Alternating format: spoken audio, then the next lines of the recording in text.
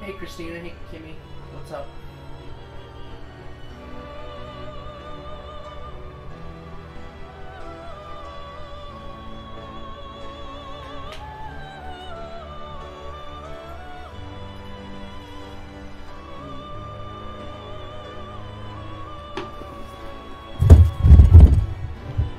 And here we are again.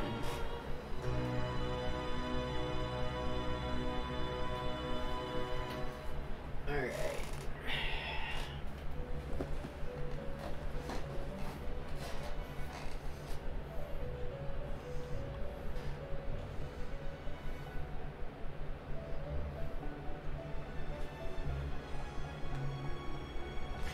Okay, I'm ready. What is my battery at? 2. Okay, that's fine.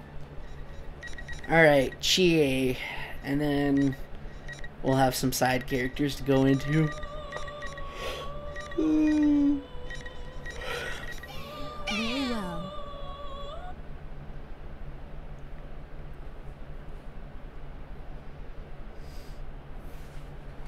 Time to crack open a oh, that's her room. Nice.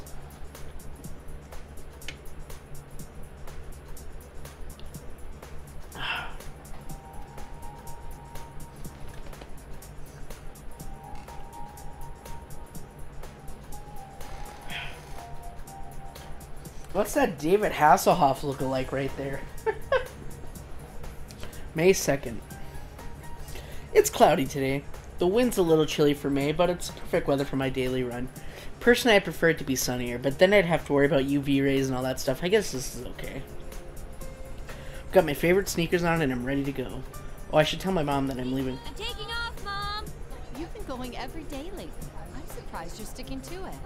The body is the temple, you know. I gotta start training now. Now? Oh no, it's nothing.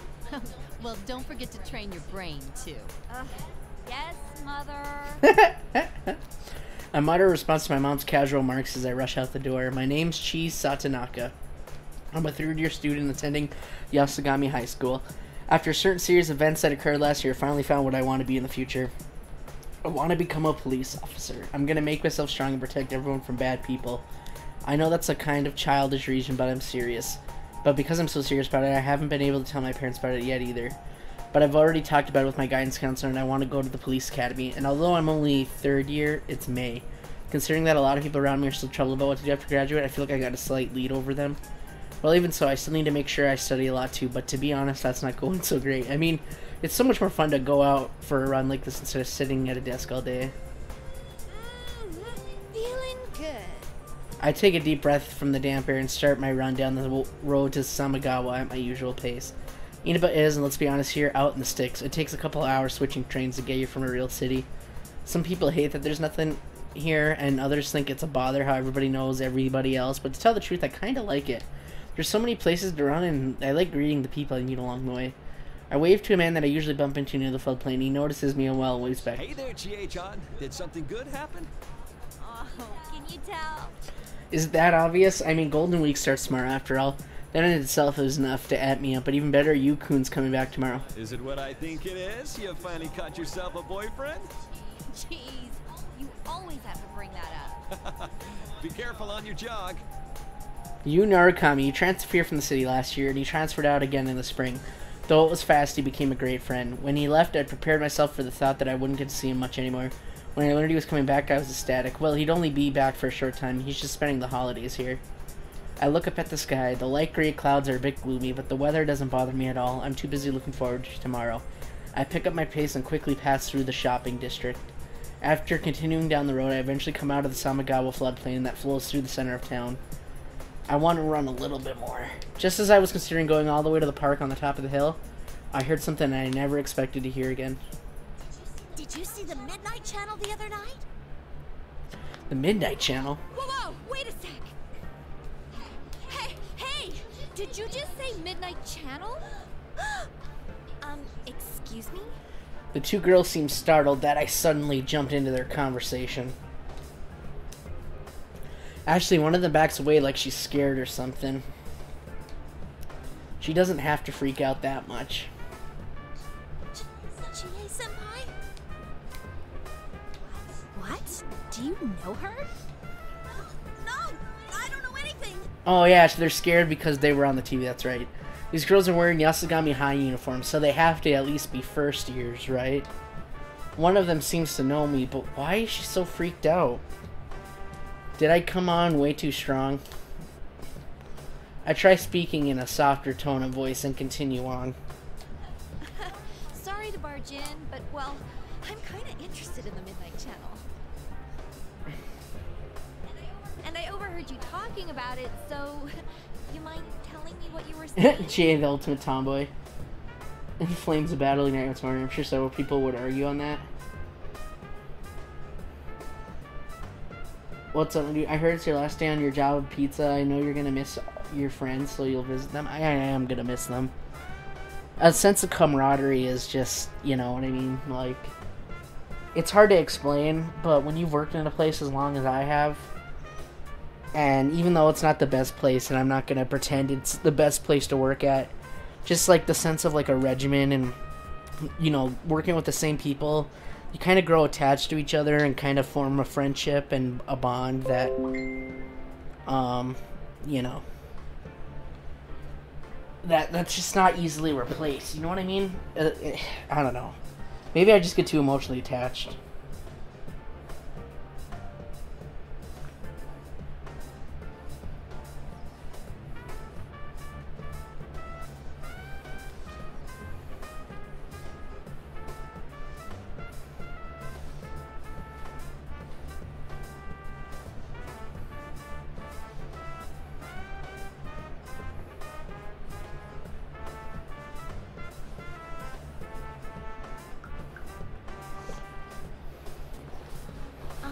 What was it you told me? I heard that this time it's like a fighting show and that the people on it were fighting each other. I didn't know who was on it. I couldn't tell anything at all. Huh? But you just said. Well, please excuse us. Come on, let's go. Hey! One of them pulls the other's arm until the two of them run off towards the shopping district. They completely ignore me when I try to stop them. Even if I was coming on too strong in the beginning, didn't that girl's attitude suddenly change when she learned my name? Huh? What was that? Did she not like me or something? But I'd never even met her. I didn't do anything wrong, did I? Can I think of any reasons? Well, I kind of can. My friends tend to stick out in this rural town for one reason or another. Sometimes people can dislike you just for being a part of a crowd that stands out. It was especially bad when I entered the school beauty pageant last year. I was forced into it. Just for the record, I heard a lot of talk behind my back. Then again, it only came from very few people. I wonder if that was part of that too. I don't let it get to me, but seeing someone react like that to my face does make me a little upset. Still, the Midnight Channel, a fighting show, people were fighting. I wanted to ask more about what she meant. Would they have not run away if I had gone up and talked to them like a normal person? I can't do anything about this habit of doing stuff without thinking about it. I need to get better at getting information, or I'll be one lousy police officer. Chie. I sigh to myself and get back to my run.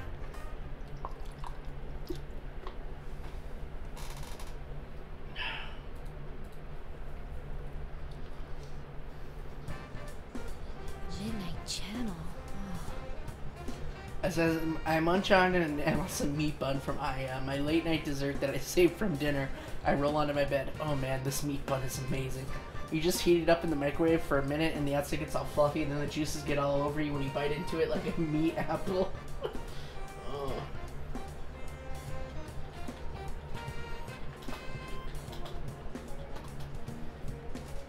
I take my time to savor this wonderful meat bun while I look outside the window.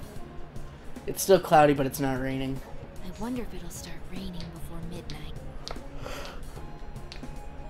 The weather forecast did say it would start raining tonight. I think it'll be okay. I can't watch the Midnight Channel unless it's raining after all. This Midnight Channel was an urban legend that was popular last year.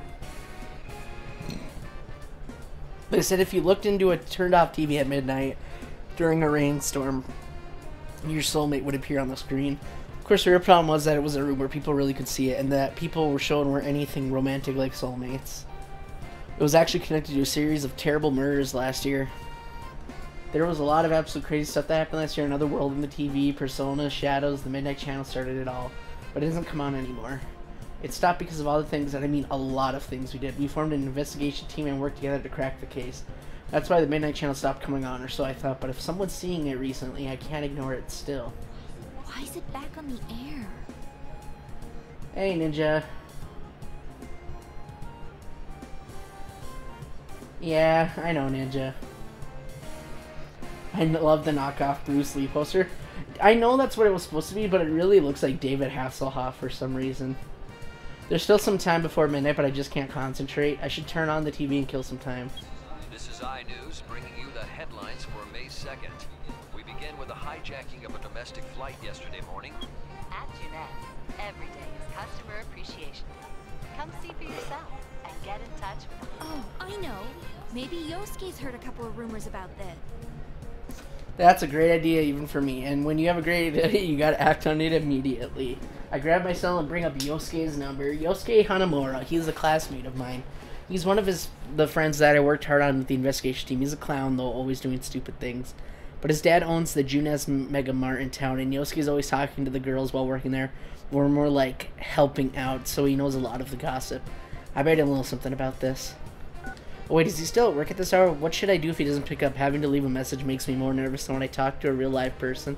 I wonder if I'm the only one who feels that way. No, I get more nervous talking to an actual person than a voicemail. Yo, Chie, what's up? Oh, I'm glad you picked up. Are you free to talk right now? Yeah, I just got off work. Didn't I already email you about tomorrow? You deleted without reading it, didn't you? How stupid do you think I am? She's as rude as always, but there's a part of me that's relieved to hear his cheerful voice. I hadn't noticed it until now, but it seems as the part of me was a bit shaken when I heard about the Midnight Channel starting up again. Wait, now's not the time to be relieved. I have to be gathering information.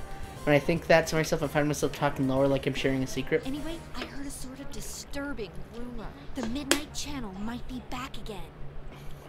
Huh? The Midnight Channel? There's no way.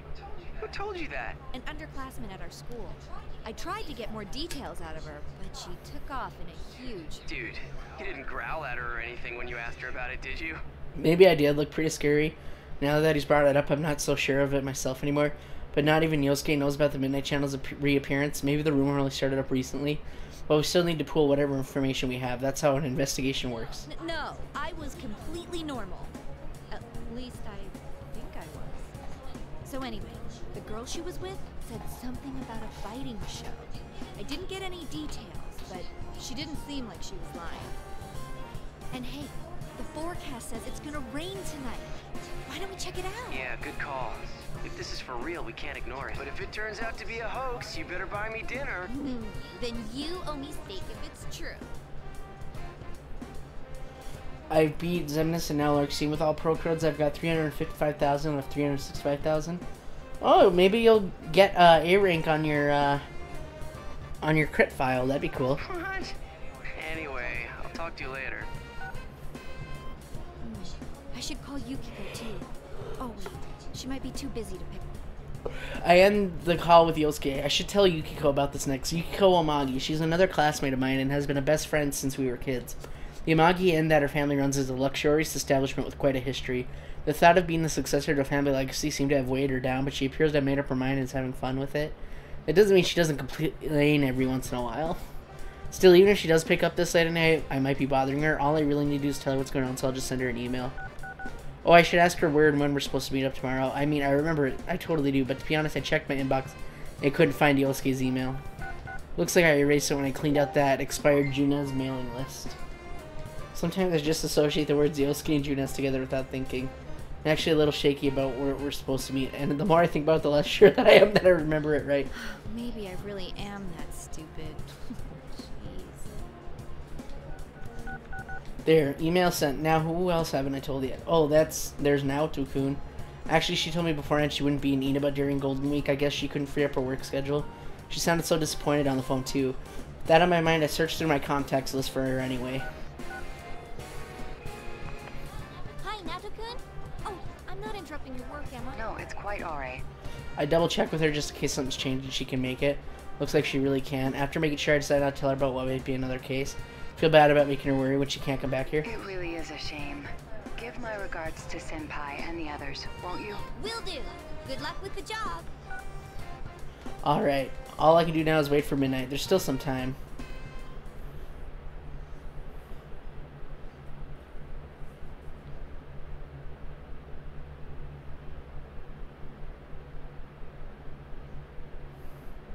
It's past 11:30. Maybe I'll be able to concentrate now when there's nothing fun to do. Well, I tried, but it's still useless. While I'm laying face down on my desk, I hear a faint sound hitting my window. I rush over to my window. Yes, rain! Keep it up, clouds. The Midnight Channel should show up then. No, I don't think I should get so hasty. It might only be a rumor. Still, I want to hurry up and see if it's going to come on or not. Considering that Yukun is coming back, it'd be great if there was nothing else to have to worry about. Once I make sure it doesn't show up, I'll pray for the rain to lift so I'll have a great reunion under clear skies tomorrow. I take a seat in front of the TV and wait. Man, can time hurry up a bit? This kind of brings back memories. Waiting for the Midnight Channel, like this, as if the investigation team has picked up right where it left off. When I close my eyes, those memories come back like it was only yesterday. Yukun was our leader and Yosuke was his partner. Two of them fought back to back, always perfectly in tune with each other. Then there's Yuko, who can be a bit off at times, but is so kind and warm-hearted. She's my best friend. She's one of the victims in the case, too. Saving Yuko is actually the first job for the investigation team. Then there's Kanji-kun. He's 1 year younger than us, and though he seems like an oddly feminine, juvenile delinquent, he's a man at heart. There's also Rise-chan, or Risette, who's actually a famous pop idol. Oh, I can't forget Naoto-kun. She's a real detective. Finally, there's Teddy. He's always a clown and jokes around, but it's hard to hate him. The more I think about it, the more I realize our group really is full of strange people. I guess there's no help in the fact we'd get talked about then, but now we're just used to being together. To be honest, if I hadn't been for the case, I might never have gotten to know any of them. Still, I never want to have to go through anything like that again. Just 5 more minutes to go. While I swallow, the sound is amazingly loud. My hands are cold. I've unconsciously curled them into fists. Please don't show up. I mean, if it does, then there might be another victim. I just want to laugh about this tomorrow. If Yosuke just laughed it off by thinking that I tricked him into staying up all night for no reason, I really don't want someone to get hurt again.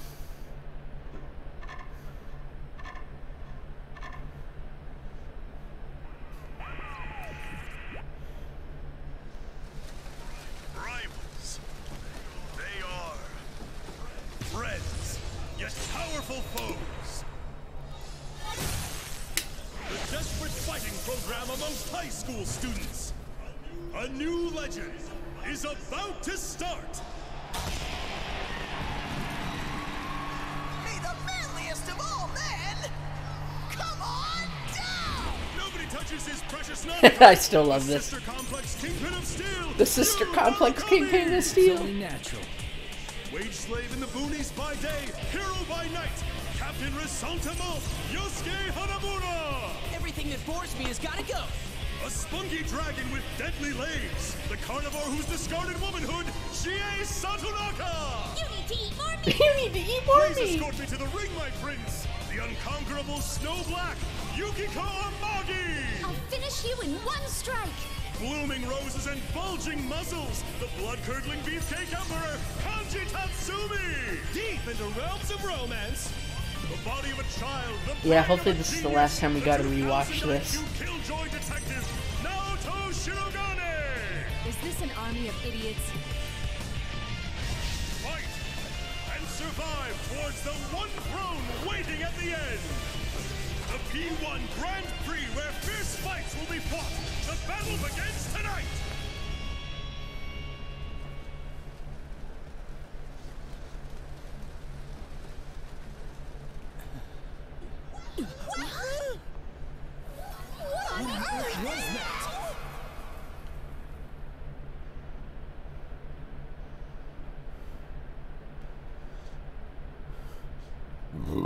Excuse me. What the hell? I'm frozen to the spot for a good 30 seconds before I can shout. After that initial burst, though, I don't even know what to say. Yes, that was the Midnight Channel. It was as clear as day, and I was on it. There was no mistake. That was me. And there's some stupid catchphrase tagged on to all of us. Before I knew it, my cells in my hand, and I've dialed the number. Hello? What the hell was that carnivore who's discarded womanhood crap? The instant Yosuke picks up, I can't restrain myself from venting my anger on him. What the hell was that all about? Seriously, what the hell? Ow! You almost blew out my eardrum! I haven't discarded it! I haven't! You hear me? I eat vegetables too, you know, and I haven't discarded my womanhood! Alright, just calm down. What was that about? Yeah, there was a carnivore that discarded a womanhood in front of her. She must have thought I was going to eat her or something. It must have been scarier than the boogeyman. No. There, that's a good girl. Calm down. Hey, don't treat me like a rabid animal. Well, just think about how I feel. That Captain Ressentiment part isn't too cool. Let's ignore that for now. Look, there's something that bothered me about what we just saw. Teddy was in that video, and he looked like he's hosting the whole thing. Plus, he hasn't come home yet. And he's not picking up his cell either. What? Can you call Yukiko? I'll try and contact the others. I'm gonna hang up now, but I'll call back in about 30 minutes, okay? Got it.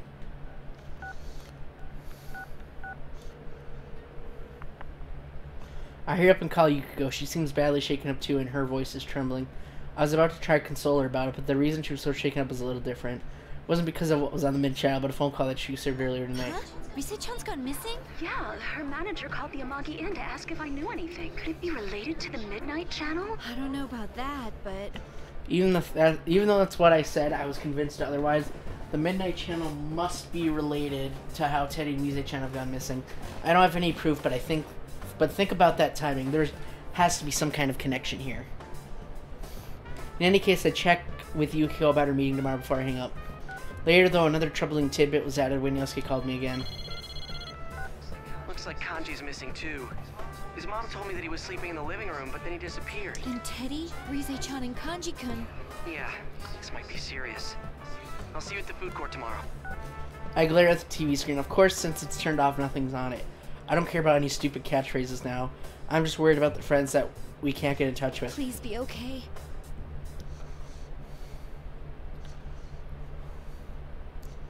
Do.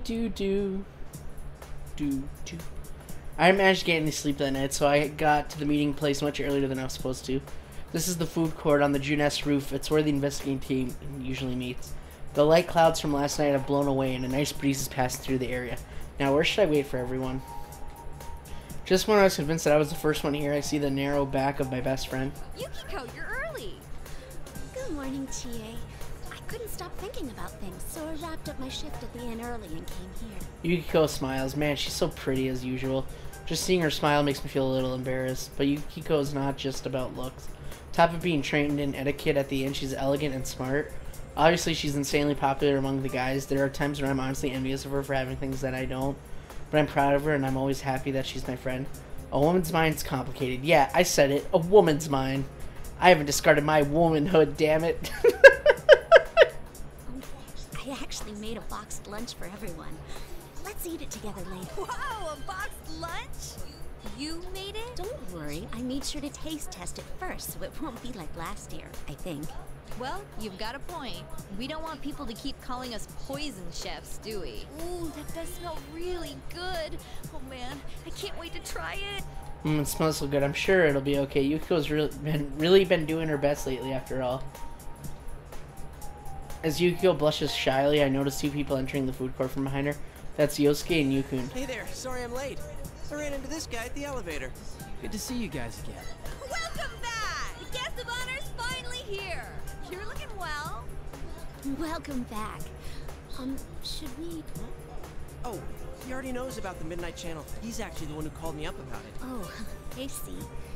This has turned into a pretty thrown-together reunion, hasn't it? But I'm glad you came. Once Yukun takes a seat, Yosuke clears his throat in an exaggerated way and looks at all of us. Oh, is this going where I think it's going? When I glance towards Yukiko, our eyes meet and we can't help but laugh. Well, it sucks that we can't hang out more before jumping into another mystery, but to celebrate our partner's return, I hereby reinstate the investigation team in response to the Midnight Channel going back on the air last night. Oh, the team is back. Just hearing that name again gets me all fired up. Yeah, let's do this. I don't think the applause is necessary. But it gets us all hyped up. Yosuke smiles to himself and looks at Yukun, but Yukun was about to start clapping along with us. Yosuke just shrugs awkwardly. Everyone laughs at this and the mood lightens considerably. It's like we've never changed. I feel like in this brief time we've completely filled in the last couple of months that we've been away. It's like Yukun never went back to the city. Let's get cracking. I mean, this is no laughing matter.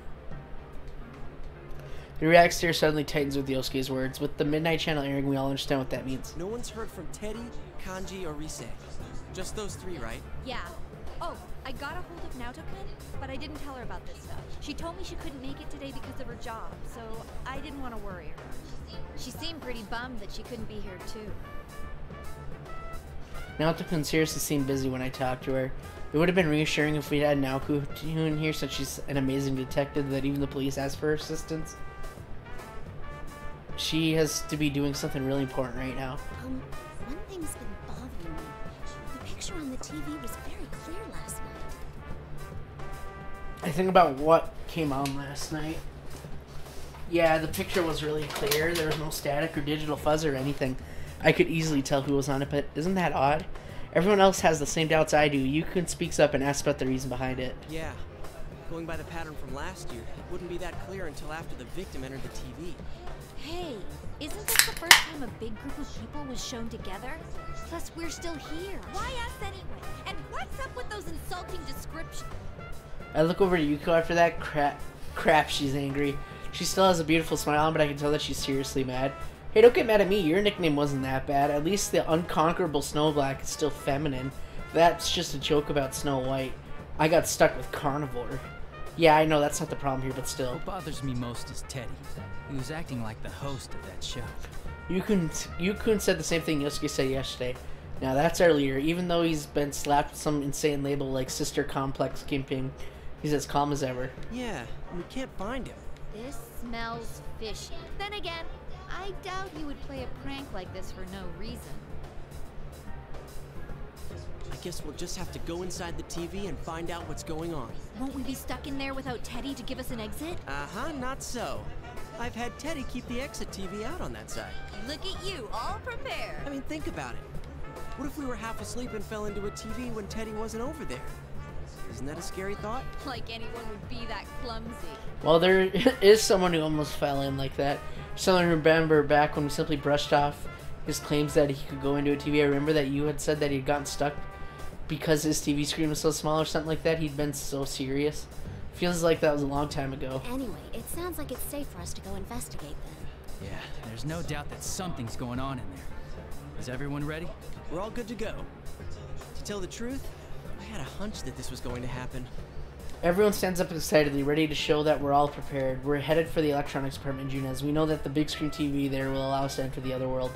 Actually, we could use other TVs, but there's no way to know where we'd end up, so we just stuck with that one TV. Can feel myself getting more fired up with every step I take. If the friends we couldn't get in touch with have been dragged into something, then I have to rescue them. My fingers are still cold as I curl them into a fist. It's been a while, so I'm nervous. When I glance at Yukiko, she doesn't look very enthusiastic either. Yukiko, it'll be all right. You don't need to scrunch up your face. Was I doing that? Yeah, you're gonna give yourself wrinkles. I'll be more careful. Don't worry, things are different from the way they were last year. We're old pros at this. That brings a smile back to Yukiko's face. When I see her relax, my nervousness unravels along with hers. Yeah, we'll be okay. I'm sure we'll be able to save them. And now we get this cutscene again. And then we should be done with these cutscenes that keep repeating. I hope.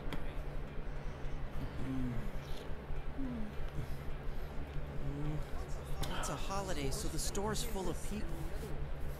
I feel like things are picking up around town.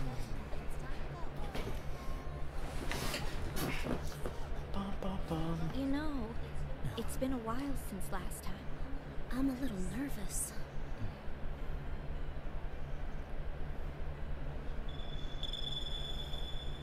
Whoa, wait, there are still people in this aisle. Hey, get ready! Huh? Customers are going away! Uh-huh.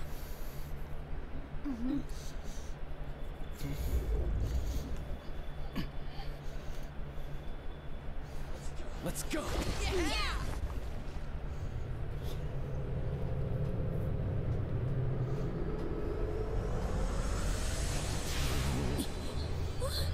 Isn't this different from usual? Oh no! What do we do?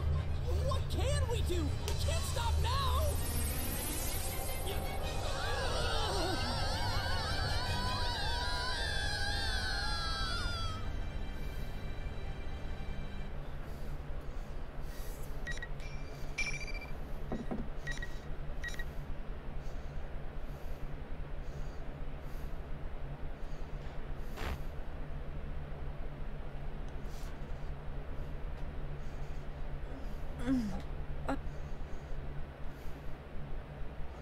When I wake up, I notice that I'm lying on the ground. I quickly get up and make sure I'm alright. Oof. Excuse me. Okay, I don't hurt anywhere. It's been a while since I had to enter the TV. But there's something different this time. There usually isn't that sensation of falling forever. I cautiously check my surroundings. And I'm awestruck. Is this our school? That's the gate to Yasagami High School. I should know it. I go there almost every day. Hey, didn't the TV world turn into some beautiful place when we finished the case? Did it change back? Hey, what do you guys...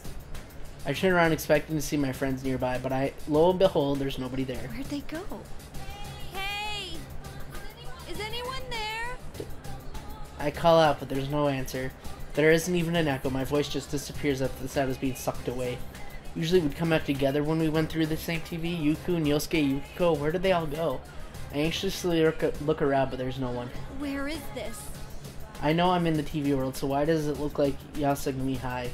And there's all these weird decorations all over the place. It's like the week before the Culture Festival, but different. That reminds me, what was on the Midnight Channel? Not the people, but... What was it? P1 Grand Prix? Just as I say that, it's like smoke suddenly gushes up from the sides of the big monitor set up near the school gate. Whoa. Hey!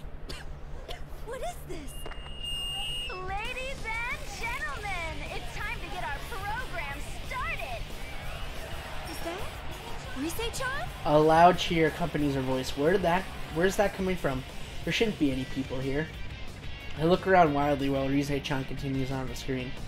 There's no need for manners or courtesy or anything today, so let it all hang out. Tell us how you really feel. I, Reset, will be your commentator.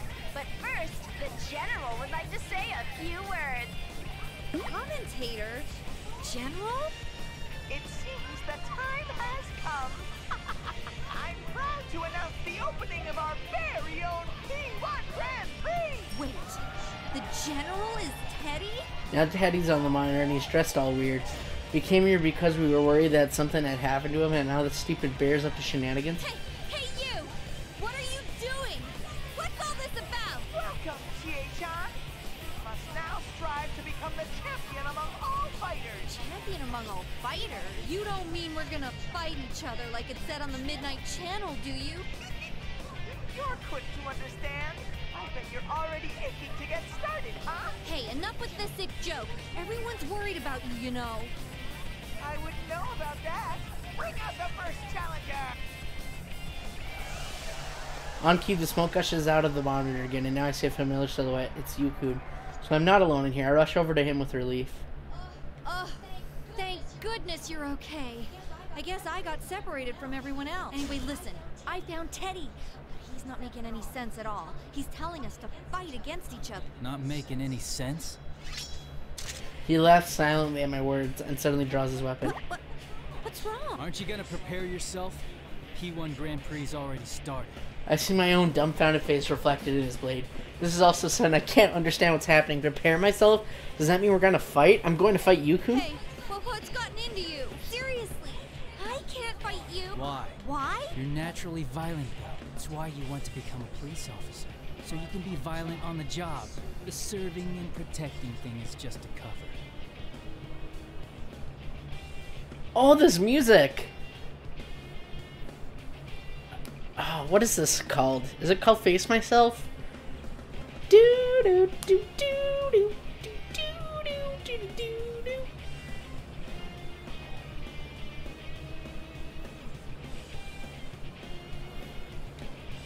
What are you saying? Do do do do do do do. His words are even more of a shock. Is this really Yukun? I look at him over and over again from the top of his head to the tips of his toes, but that's him, our leader. I'd know him anywhere. When I can't say anything in response to him, he sneers coldly at me. You just want to act strong, no? So you don't have to face yourself. The real you is weak. You can't protect anyone. You're so pitiful. It's a struggle to protect yourself. Ouch, you! You're so pitiful. Everything I've been worked up over the past year all comes rushing back at me. Before I'd wanted to be strong and protect people who were close to me, but at the same time I was using that strength as a crutch. I was depending on that power to keep people from seeing my inner weakness. It was a painful truth about myself, but I learned it over the course of the case, and I wanted to turn away from it. But different now. That's not who I am anymore. I thought Yukun would understand that better than anyone, so why is he saying that? Did you always think that about me? Even though you were with me when I faced my shadow? Or did he change when he went back to city? Did he forget about us? Did the year we spent together not matter anymore to him? I don't get it. It makes no sense at all. Looks like things are heating up. Well then, let's get this show started.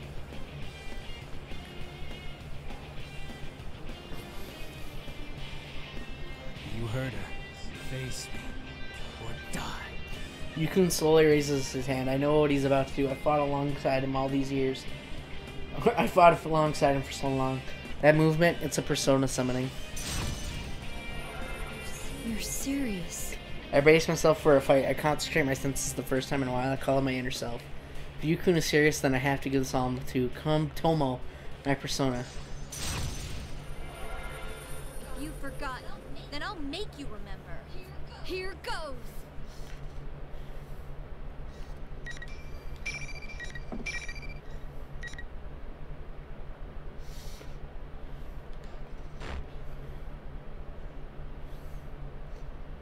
Ninja, why are you speaking weeb?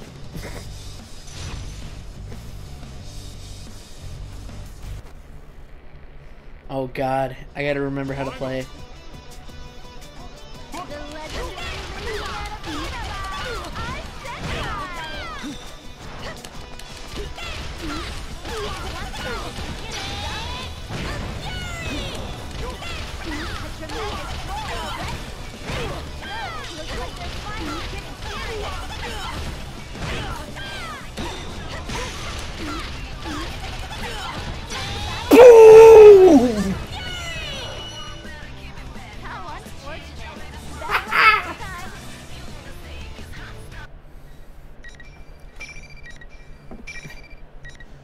Damn, Chie, you're good at this.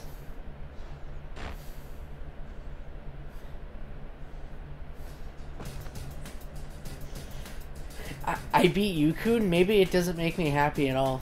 I try my best to fight back the tears that well up in my eyes. That's why I notice there are other students gathered around us. No, I take a better look. Those aren't students. They aren't even human. Whatever they are, they're only shaped like people. I was so absorbed in the fight that I didn't pay attention to them, but I vaguely remember seeing them while we were fighting. What are they? They look like people's silhouettes. Could they be shadows? Still, they're not attacking me. Is this some stage effect Teddy's doing? I try to think about this, but in the end I turn to Yukun, who's down on his knees. It's no use. I can't think of anything to say right now, and even though my mind's a mess, Teddy shows up on the monitor and starts being a total ass. That was an amazing fight! Good job in defeating Sensei, Chie-chan. That's our #1 thug! What is this? Really what you want? Why did you make me fight him? Oh, but I'm sure you know why, Chie-chan. Be looking forward to your next opponent. The monitor turns off. The students around us seem to have lost interest. They leave the area too. What does he mean? I know why we're fighting.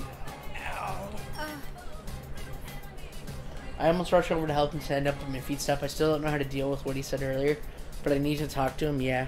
My mind's still all jumbled, but I have to say something. I'm sorry about earlier. I didn't hold back at all. Must have hurt. But come on. Weren't you being a little too hard on me? Yeah, same to you. Although, I kinda get why you'd say that. Huh? You can sound like he's pouting as he scratches his head. Wait a second. Shouldn't I be the one pouting right now? Let's sort this out. There's too much going on that we don't understand. Oh, right. He sounds so calm like usual, which helps me cool down a bit.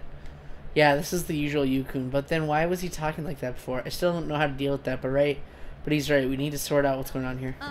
First, the TV world reflects people's hearts, right? This time, it's turned into Yasugami High. If the same rules as last year apply, then someone related to Yasugami High may have entered here. Then...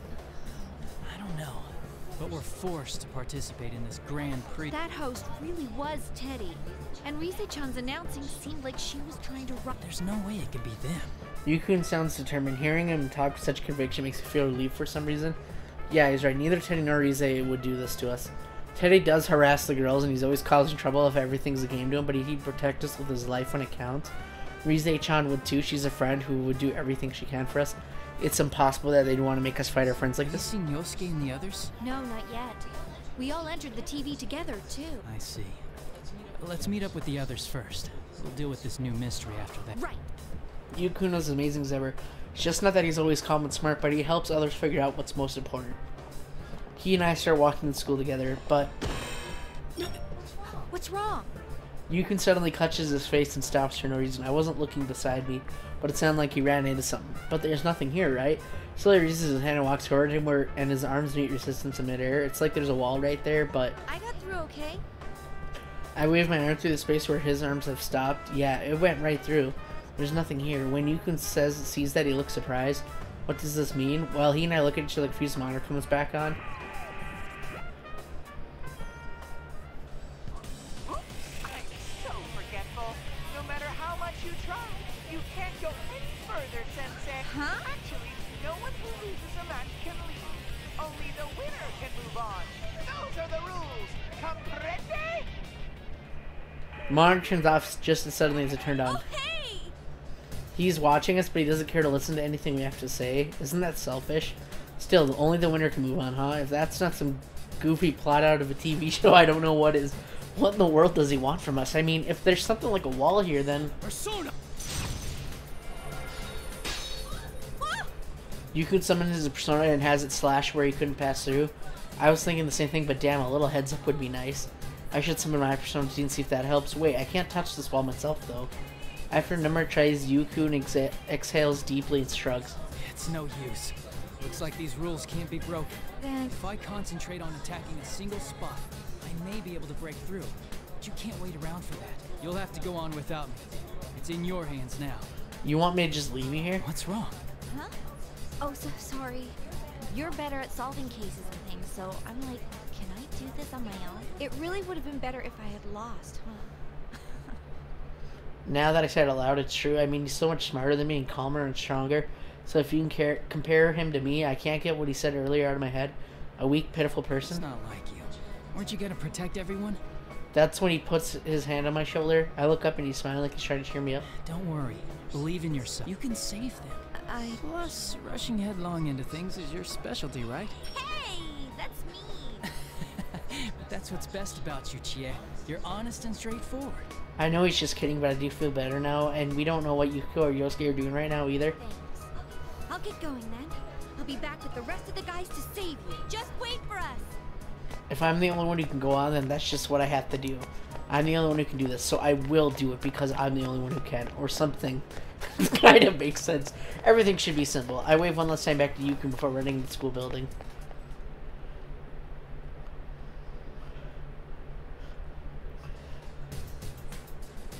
No problems getting inside the school, but where do I go now? Running around aimlessly may be dangerous. I stop and think for a moment. Let's see here. The clues we have right now are, oh yeah, how Teddy shows up on the monitor sometimes. That means he's being filmed live somewhere, right? Where could he be doing that? My mind is running flat out to catch him familiar figure out of the corner of my eye. That eye-searing combination of blue and red, it can only be... There's that bear. What the? He didn't even notice me. He just went up the stairs like I hadn't said anything. And he wasn't alone. There was a girl in Yasagami High uniform with him, but who was that? Rise-chan? No, that wasn't her. Anyway, I need to go after him. Hey, get back here! Third year, class 2, Chie Satanaka. How are things going? I have a message from the general. Your next battle is about to begin, so don't go anywhere. Huh? Despite my anger, I stop when I hear Rise-chan on the monitor in the hallway turns on. This time, Teddy was in a costume. Wait, what? I thought I'd just seen Teddy and he wasn't wearing anything like that. How did you change so fast? What are you talking about? I'm the general, so I'm always wearing this uniform. Don't you think I look sharp, Chie? Yukun had said there was no way Teddy could be behind this, and I really want to believe it, but that looks and sounds just like Teddy. Ugh, my brain's mess. Fine. I'll head straight to where you are and ask you in person. You really don't seem to get it, Chie-chan. This is a Grand Prix, and your next battle is coming up. I don't care about your stupid Grand Prix. I don't want to fight anymore. Yeesh! How thick can you be? Don't you know this Grand Prix is for you? For me? What is he talking about? All this fighting is for me? I'm about to laugh, but I get a tight feeling in my chest. I didn't want to hear what he was going to say next, so I forced the conversation to lead a different track. Who is that girl back there? Never mind her. Worry more about the opponent coming up. Come on! We're about to I asked that question out of desperation, but it worked. Teddy seems flustered. So there's something he doesn't want me to find out. Now bring out the next challenger. It should be Yukiko, right? I think? I want to ask him about that girl again, but the smoke suddenly floods the area and I can't see the monitor. Last time this happened, Yukiko came out of the smoke. Who's going to be this time? Then I see a shadow through the haze. Yosuke? There you are, you Venisonian. Let's do this with everything we've got. What's wrong with loving me? Wait, that's not what I meant to say. You mean you want to fight too? Well, this is the P1 Grand Prix, you know. Since you're training to be a police officer, let me see some of your skill. Yosuke smirks and makes a sarcastic salute. His expression is so cold and filled with malice, he's making fun of me. It's happening again, I can't help but be at loss. Maybe this is a shadow or something? I mean, I don't want to think that Yosuke himself could make a face at me, but isn't it odd that a shadow would want to attack somebody other than the person it's trying to be then? Maybe this is the real Yosuke? Hey, let's not do this. Huh? You're not gonna show me your kung fu? Well, I guess it is pretty useless. It's not useless. I train myself so I can protect people. When I shout back, he just gets even more obnoxious. Protect my ass. You're just a brat who wants to be a hero. You say you want to become a police officer, but come on. I bet you're not even studying. Wow. Just stay home and play pretend. That way you won't get yourself hurt. Cowardly Chie-chan can't face reality after. Wow. That's not...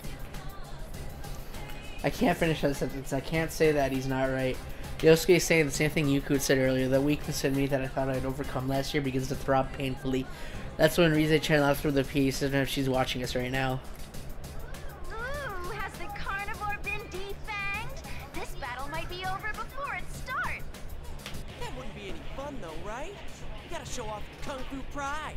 This is just like what happened with Yukun earlier. That's right. The air around him changed after I fought him. I'm sure it'll be the same this time too. Actually, that's all I can hope for. I tapped the ground with my toes. Yeah, I'm still fast and light. My heart is heavy, but I can't let that stop me now. Come get me.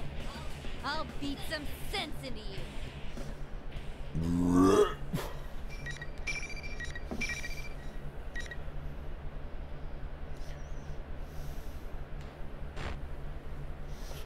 Bum bum bum bum bum bum bum.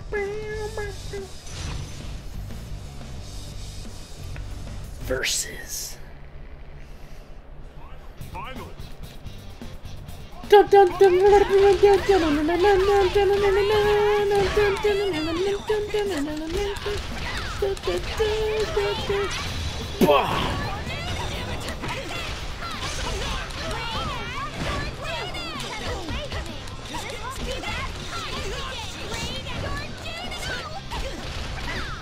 Good night, bitch. In the end, the victor was no surprise.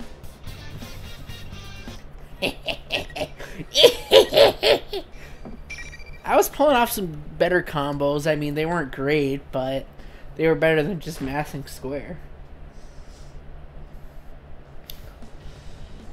Ooh, you truly are a beast.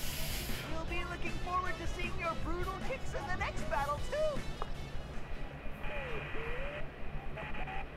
The monitor turns off before I can say anything, but before I deal with that bear, I need to deal with Yosuke right here. I mean, I can't just let him insult me. So, how'd you like the taste of my kung fu? Oh, shut up. You just had to keep going on and on about how I've got no convictions and stuff, didn't you? Sure, sometimes studying's a pain, but I still do it. It's not about wanting to be a hero. I'm serious about Then this. why'd you have to bring up stuff about Saki-senpai? That's driving the knife in too far. What are you saying, Yosuke? When were we talking about your convictions? Dude, what are you saying? Why did you start this hero talk all of a sudden? Huh? We both look at each other and cock our heads confused. This happened last time too. After Yukun and I fought, we were confused about what had happened before the fight. What he said afterward didn't make sense either. It's like we were having a completely different conversation before the fight. I feel like somebody's been casting a spell on me. My anger drains away when I have that realization. Yosuke just shrugs it off and suggests that we talk about sharing what we found out about this place, but Yosuke just acts surprised. I wasn't expecting him to be this close. This isn't Yasugami High? Really? You thought this was the real Yasugami High? Hello? We jumped into the TV together? I knew he was acting weird from the beginning, but did we completely forget that he jumped into a TV? Seriously, what's gotten into him? As I stared at him in disbelief, Yosuke scratches his head. Oh, I see. My brain's been kind of scrambled. First I get thrown into this Grand Prix thing, and then you keep rubbing salt into my old wound. Oh, come on. You did the same thing to me. Wait, what's going on? You sound normal now, but before the fight... while ago. Yukon started saying weird things, we fought, and then things were back to normal once it was over. Could this be another one of those rules in this world? That may be it. I snap my fingers when the idea hits me. It's a rule that we have to fight each other. When rule there's only the winner can move on, then maybe there's another about how the situation changes to force us to fight. But who would make rules like that? Well, who makes decisions around here? Teddy, who's calling himself the General, Rise-chan, the announcer?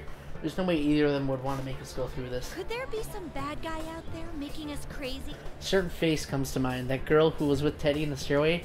When I asked Teddy about her, he seemed to be avoiding having to talk about her. This smells fishy. Oh, yeah. Hey, Yosuke. Tell Yosuke about the girl I saw, and it appears that he knows what I'm talking about too. I met that girl too. Our ponytailed student council president, right? Student council president? Oh, we must be talking about different people. Our president is a guy. Seriously? Dude, the elections were just last week.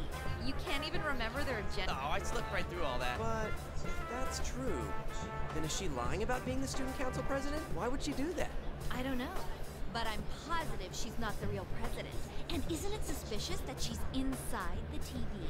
I liked your video, Ninja. I disliked it, Ninja. You get no likes from me. Good point. No, I'm just kidding. Let's go see what's up, Chie. Yosuke jumps up and starts to rush away, but... Yosuke! Youch. Face first into invisible wall. That's gotta hurt. Sorry. I forgot to tell you, but it seems like only the winner gets to go on. Why didn't you tell me sooner? My nose is all flattened now. Ah, it's fine. But, man, I can't get through? Damn it. Guess I'm stuck waiting here. Wait! What is it? Yosuke suddenly looks extremely serious. Is there another problem that I haven't noticed? Yosuke can be surprisingly perceptive at times. Maybe there's some new danger. What am I supposed to do if I need to use the bathroom? That again. No, I feel like an idiot assuming the best of him. Well, that's the kind of guy Yosuke is. Oh well. The rest is up to you, Chie. You're the only one who can solve this case and save my bladder. Huh?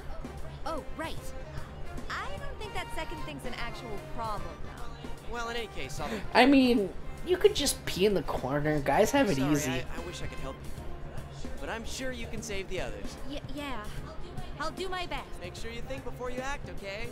Going with your gut isn't that bad, but you tend to lose control pretty easy. Shut up. I'll solve this in no time. Even I know that. When I yelled back at him, Yosuke gives me a bright smile. That's the spirit. That president girl was headed to the announcement room. I'll be waiting to hear good news from you. Oh yeah, the announcement room. I finally have an answer to that question I was thinking about before the fight interrupted my train of thought. You have to be able to broadcast an image if it's going to show up on the monitor, so they have to be in the announcement room. I think Yosuke can start running. Yukun, Yosuke, and Teddy Rise-chan too. The reason why everybody's acting all weird is because some bad guys pulling the strings. When I think about it that way, my spirits lift and my footsteps get much lighter. Of course, that girl's on my list of suspicious people too, and it's better to have an objective in mind when going into things after all. Announcement room, here I come. If there really is a bad guy in there, I'll catch him and get my answers. About this world, why we're being forced to fight, and what this battle being for me stuff is supposed to be.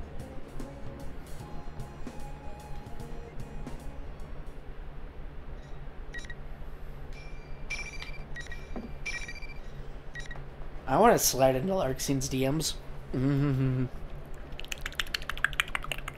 Oh, yeah.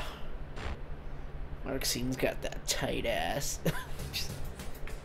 Oh, this is insane. Although I was super confident when I set off I'm having some trouble now, only the winner can go on.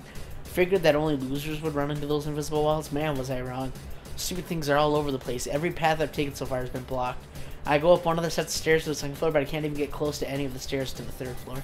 And the announcement room's on the third floor. Not only that, but this school's a complete mess. Some hallway's gone forever, and one wrong turn, suddenly I'm in the practice building again. Actually, is the announcement room even on the third floor in this place? Ow! Sheesh! Another wall? I changed directions and mumbled to myself. Could there be some kind of fixed route, though? There better be a way into the main stronghold. Just as I'm thinking that. Who was that? I saw something red as I passed a hallway. It was a person. I hurried back and looked again. For a second I thought it might be Yukiko, but that wasn't her height. And I'm pretty sure that was a man. Was that Akihiko? And the way that red cloth is billowing, was that a cape? Really?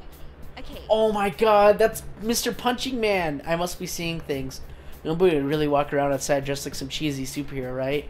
Wait, this isn't outside. We're in the TV world. Maybe that was a shadow? If he's human, then that means there's another mysterious person walking around, along with the fake student council president. What's going on? I gotta check this out. I cautiously head back to where I saw the red thing a moment ago. Dude, are we gonna fight Akihiko? I peek around the corner and see. Oh, it is him! It is a person. Oh man, and that is a cape. He's actually wearing a cape. Seriously, and a red cape even? Wait, so who is he? To be honest, he's way too suspicious. As I'm debating whether to call him out or not, the guy takes a fighting stance and strikes out at nothing. Holy shit, look at him, he's a Chad! You know, since I beat her, I'm top bitch now. Ninja, please. You're totally a bottom. You're not top at all. Ninja thinking she's a top bitch. I don't think so. You bottom as hell.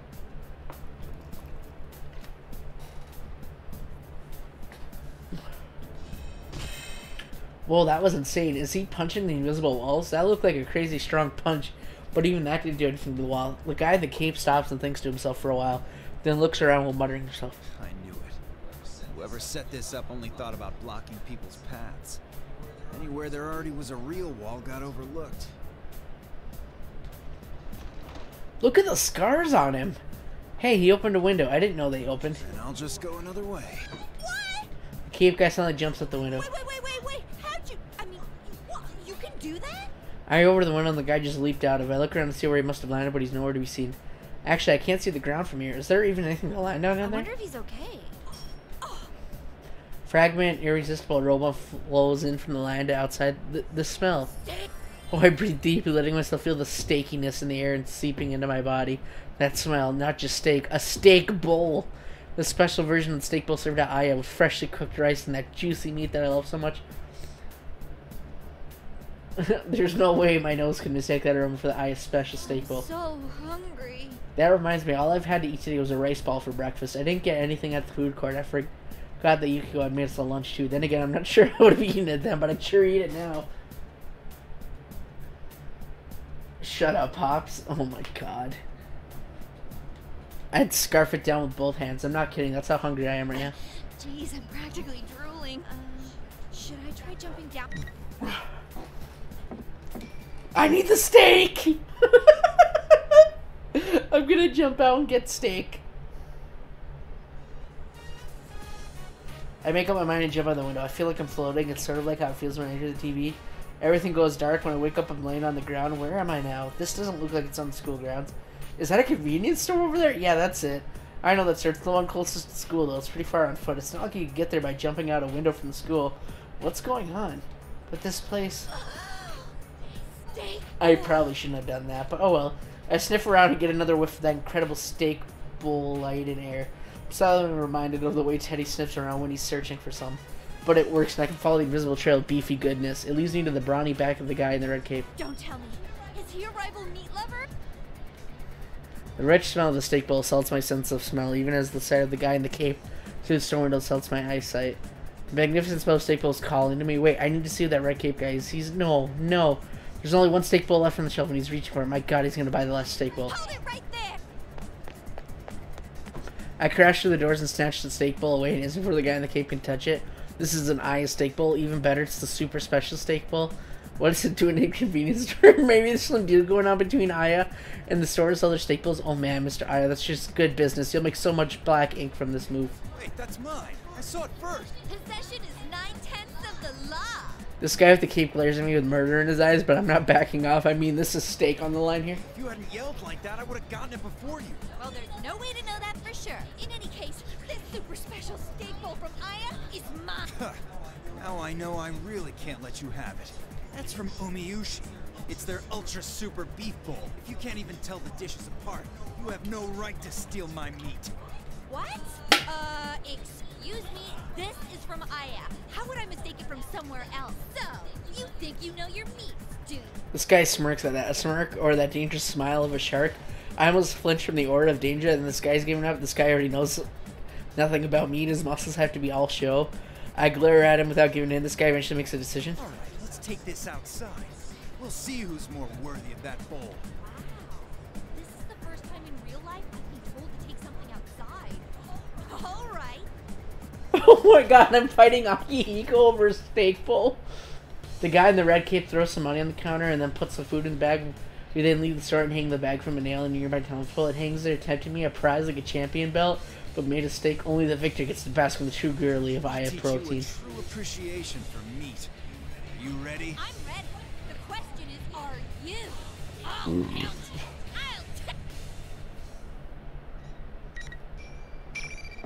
I gotta save that because I want to see what happens if I go the other way. I'm gonna get that steak. I'm gonna get this steak. Akihiko Sanada. I'm gonna get that steak from you, asshole. Give me that steak! Give me that steak! Give me it! Give me that steak, bitch!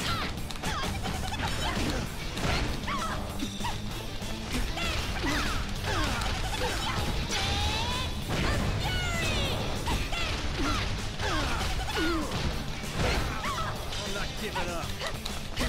Give me that steak, bitch!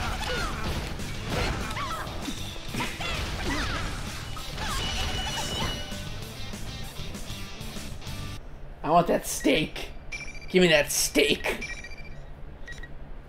Give me that steak. I want that steak. All right. You're mine now. I won. I rush over and grab the bag. Know the champion's belt hanging from the telephone pole. It's all my all that luscious meat under that blindly white rice covered in delicious juice. I sense someone staring at me. I turn around and the red cape guy's on his knees glaring at me, the fury of 1,000 million suns. It's actually hard to eat with all the hate being aimed at my direction. I can hear his stomach too. It's rumbling of a wild animal, so he's hungry just like me. Oh my god. Share the steak bowl, deny him steak. Oh no. Oh no. What do you guys think? Should I share steak with him or no?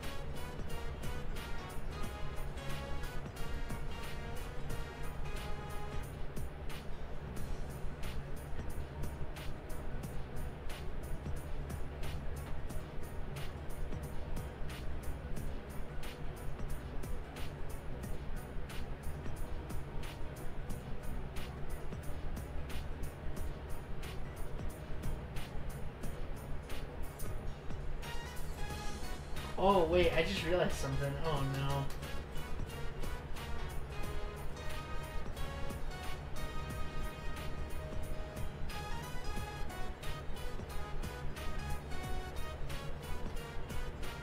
Oh no, there's joke endings? Oh no. Oh no.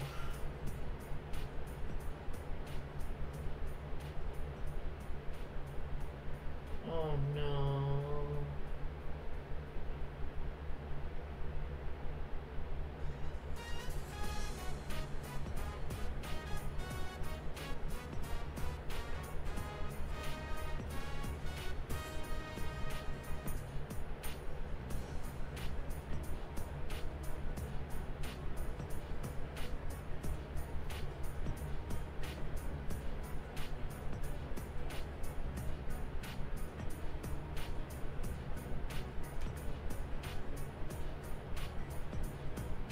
Oh no, I've been playing this game wrong. Oh no. Oh no. Oh no. There's Joe. Okay. So. Oh no, I have to replay Yu's story. I have to replay Yukiko's story. And now I gotta replay Chie's story. Oh no. Oh no. Oh no, I gotta replay so many parts. Oh no. To I opened the lid, making a show of enjoyment to steam from the steak bowl just to annoy the guy in the cape. Oh my, what a fragrance. Even though he lost, I feel so sorry that he doesn't get a chance to eat any of this. I could seriously down an entire bowl of rice if it smelled like this. I'm not kidding, the steak bowl is more than just food, it's a work of art that you see with your mouth. Mr. Owner of Ayaka-chan, thank you for this food. Showtime! Having to eat with split chopsticks is annoying, but here comes the first bite. Oh no, I didn't know there was joking. Dude, why were you passed out on the floor holding a convenience store bag? Huh? Is this Junez? Yosuke? Wait, what's going on? A convenience store bag. Steak bowl. You mean that crushed food packet you had? We threw it away. You were gonna eat something you found in the TV world? You're really brave. I realized this was more than just Yosuke and Yukio here. Yukun's here too. Kaji-kun, Rise-chun, and Teddy. Even Naoto-kun's here. When did they all get together? Huh? Oh. It's solved. Yes, thoroughly. Huh? Wait a second, it's solved? All of it? While you were chasing your steak, we were hard at work. Chie-senpai, you really are a carnivore. Well, Job's over. You can go get some steak now. Smiles kindly. No, he doesn't. His eyes aren't smiling. Not at all. So I turn around to look at everyone else, and they all have the same look. Their mouths are smiling, but they're looking down at me coldly. I look at the sky to escape their glaring and laugh painfully to myself. I'm so hungry. Steak. Oh no, I gotta replay all these stories. Oh no. Oh no. God damn it. Welcome Oh, to the Velvet damn it. Motherfucker. This place Are you kidding exists me? between dream and reality, mind and matter. I should have had a guide up. Now, Fuck. why don't you introduce yourself? Oh, shit. Okay. Very well. Now I gotta play as this again. I knew the story seemed too short, right? Fuck. Is there a way to skip? Oh, here. Oh, there we go. Oh, shit. Whee! Whee! Whee! Oh, no. I didn't... Whee! Oh, no. God damn it. I didn't know there was... I should have known there was fucking joke endings. Fuck. Now I gotta make extra saves. Fuck me. Ah. Thank God I can skip shit. Whee!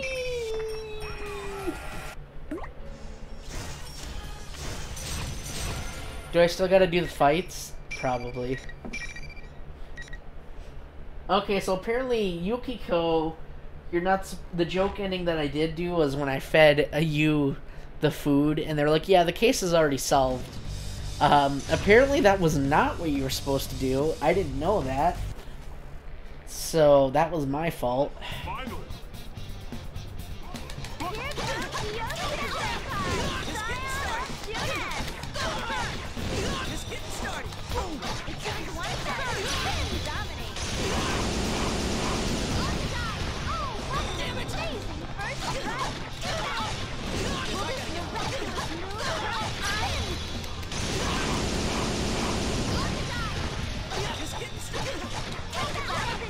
Just getting started. Keeper has no mercy.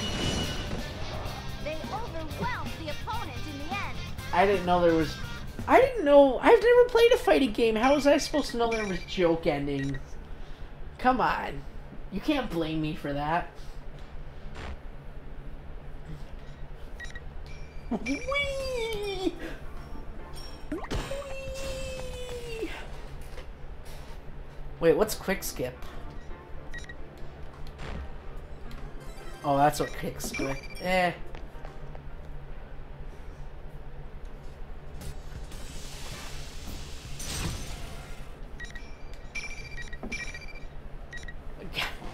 I've never played a fighting game. Never will I ever see a fight for steak before. Well, I didn't know there was joke endings in a fighting game. I guess I should have known that, but How was I supposed to know? Oh no.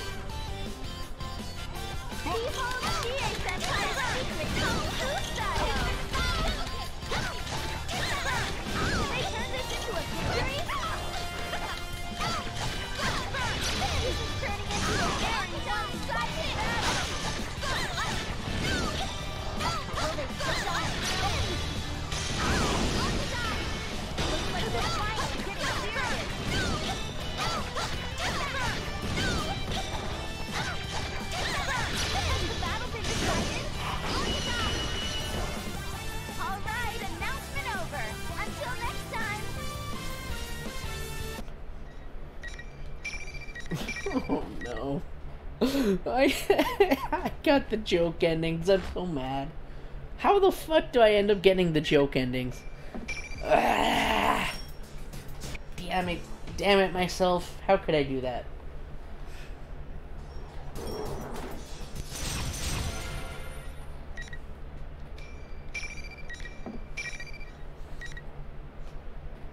Okay, so after this one should become the... You're pretty good as Yuki? Not really. Yuki is... She's hard to control. She's very specific.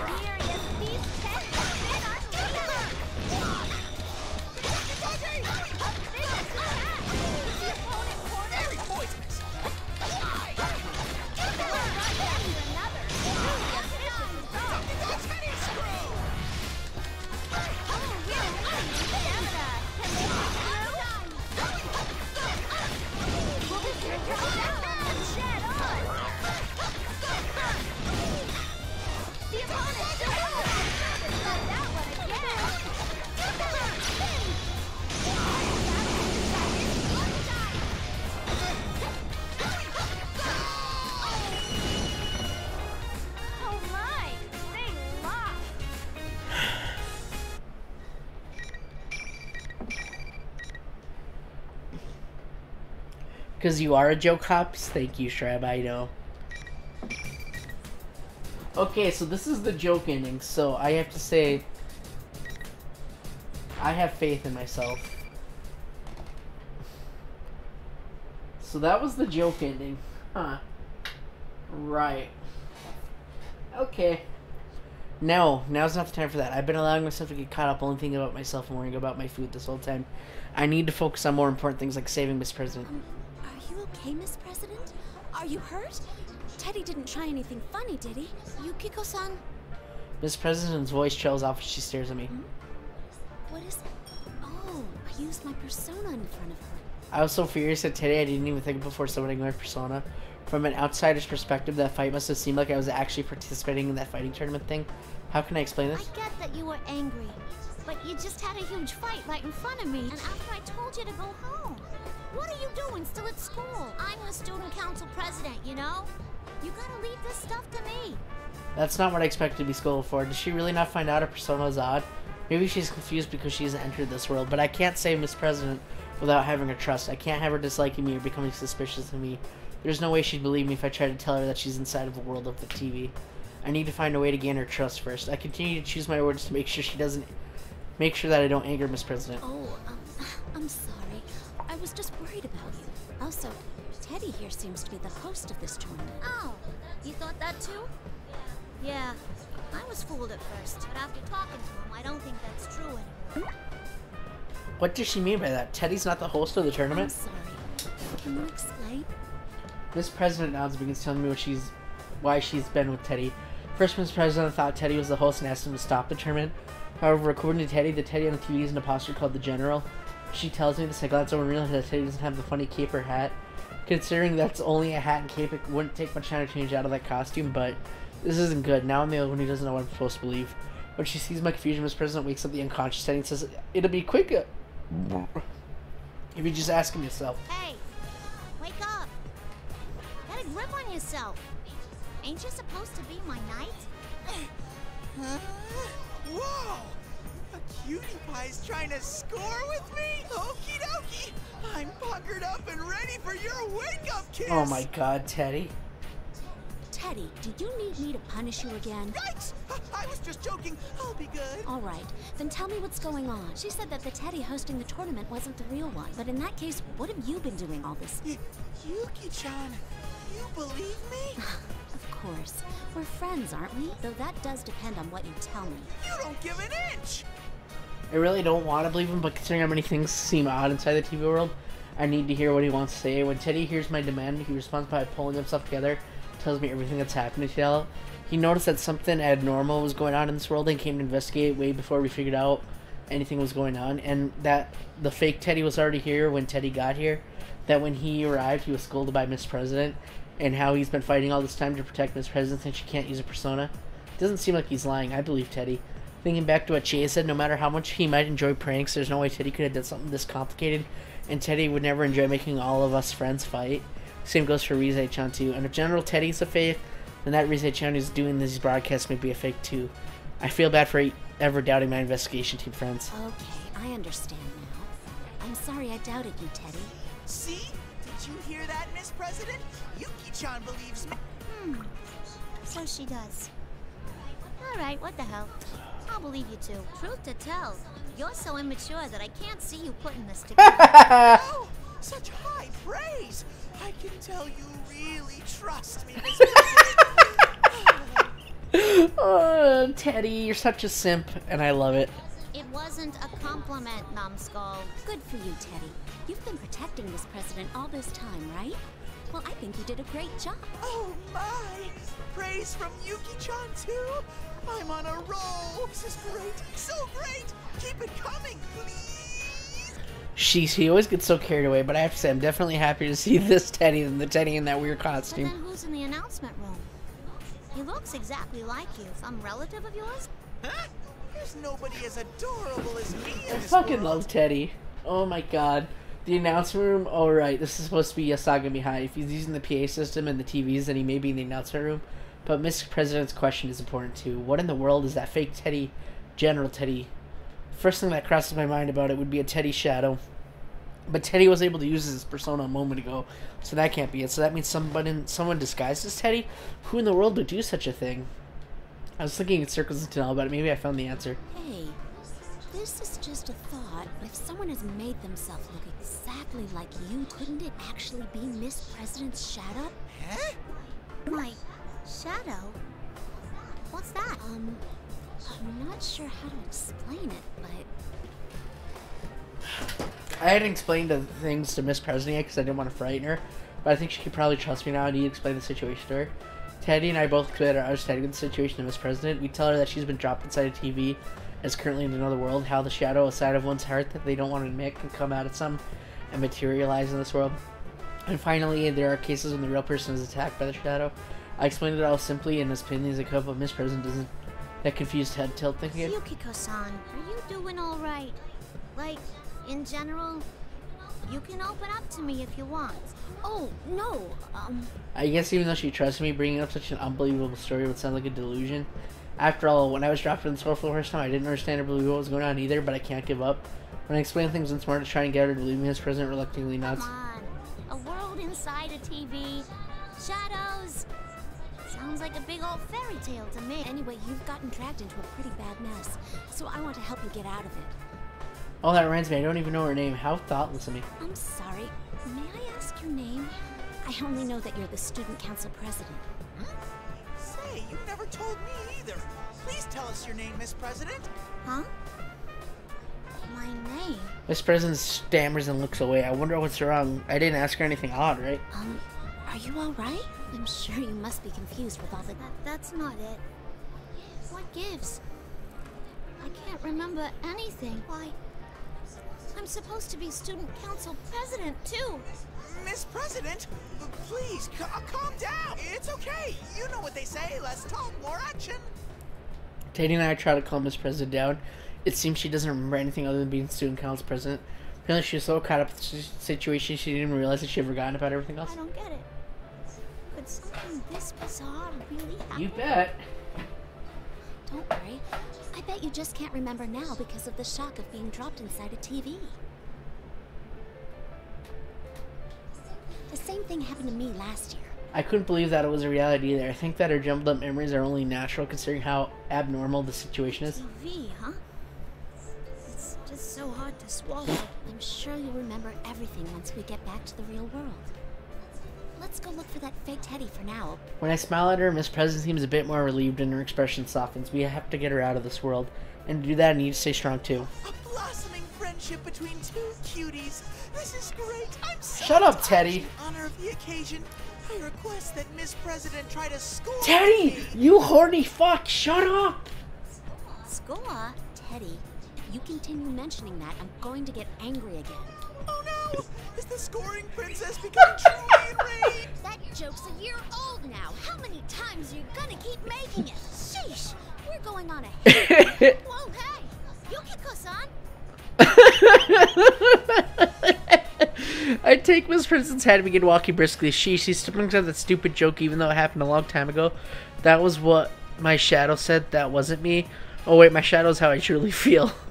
In any case, that's not really what I'm really like. I would never try and be a scoring princess. Yikes! Wait for me! Yuki-chan! Miss President! I don't want to be left alone! Hard to swallow, giggity. Jesus, someone's horny today. Oh. I forgot, this tournament's rule dictates that only the winner can move on.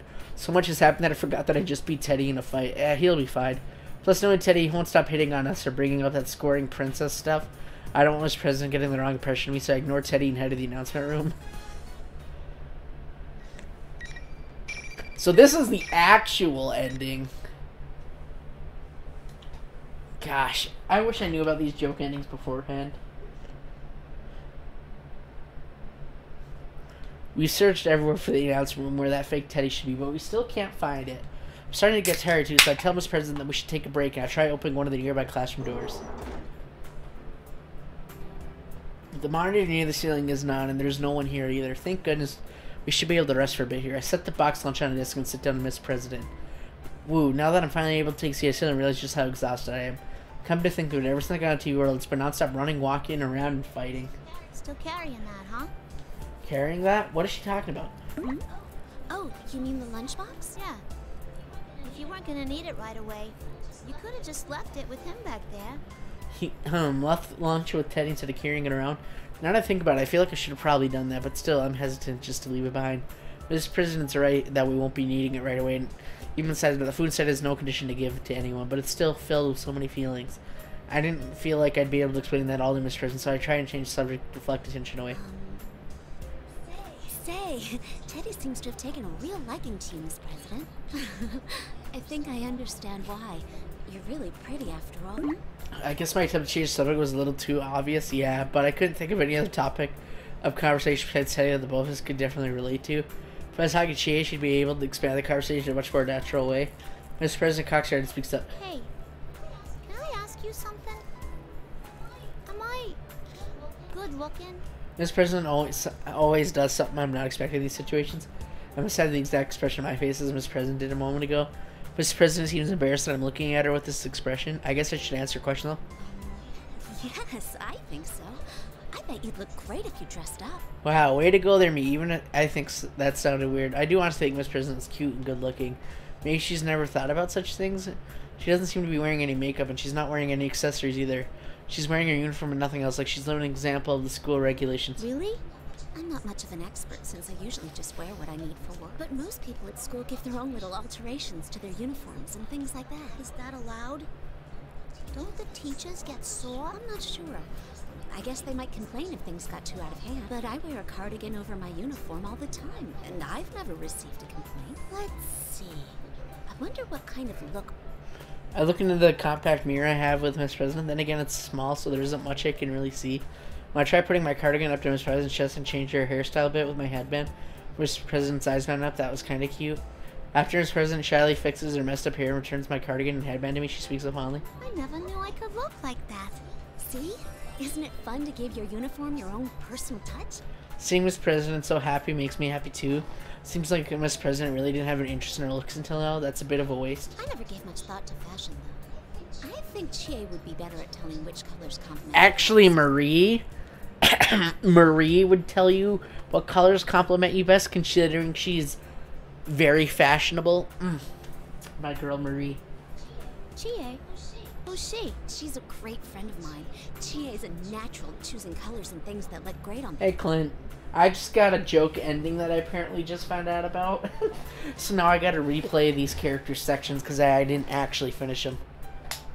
Red looks so good on you, Yukiko. Chie was the one who said that to me.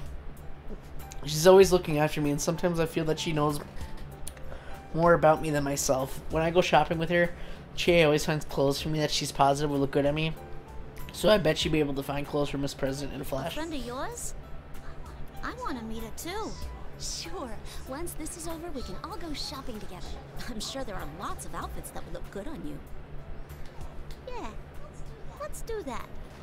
I'll hold you to it. It's good and bad, Clint. It's good because it's kind of funny now that I know about it.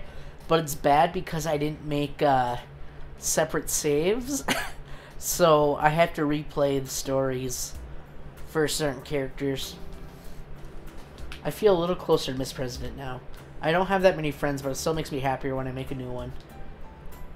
I'm sure Chie would be surprised too. She's always exaggerating, so I bet she'd say something like, I can't believe Yukiko asked to hang out with someone besides me. I put on the cardigan that Miss President returned to me just as I'm about to suggest that we get going. I'm mysterious that familiar voice echoes with my head. Senpai! Can anyone hear me? Voice. Risa-chan? She's making contact through her persona, so it must be. It's a different from the voice that was being broadcast over the PA system. This is a feeling is definitely Risa-chan's persona. Risa-chan's persona is a bit different from ours, so it has special abilities that allow it to sense faraway presences and deliver people's voices to others.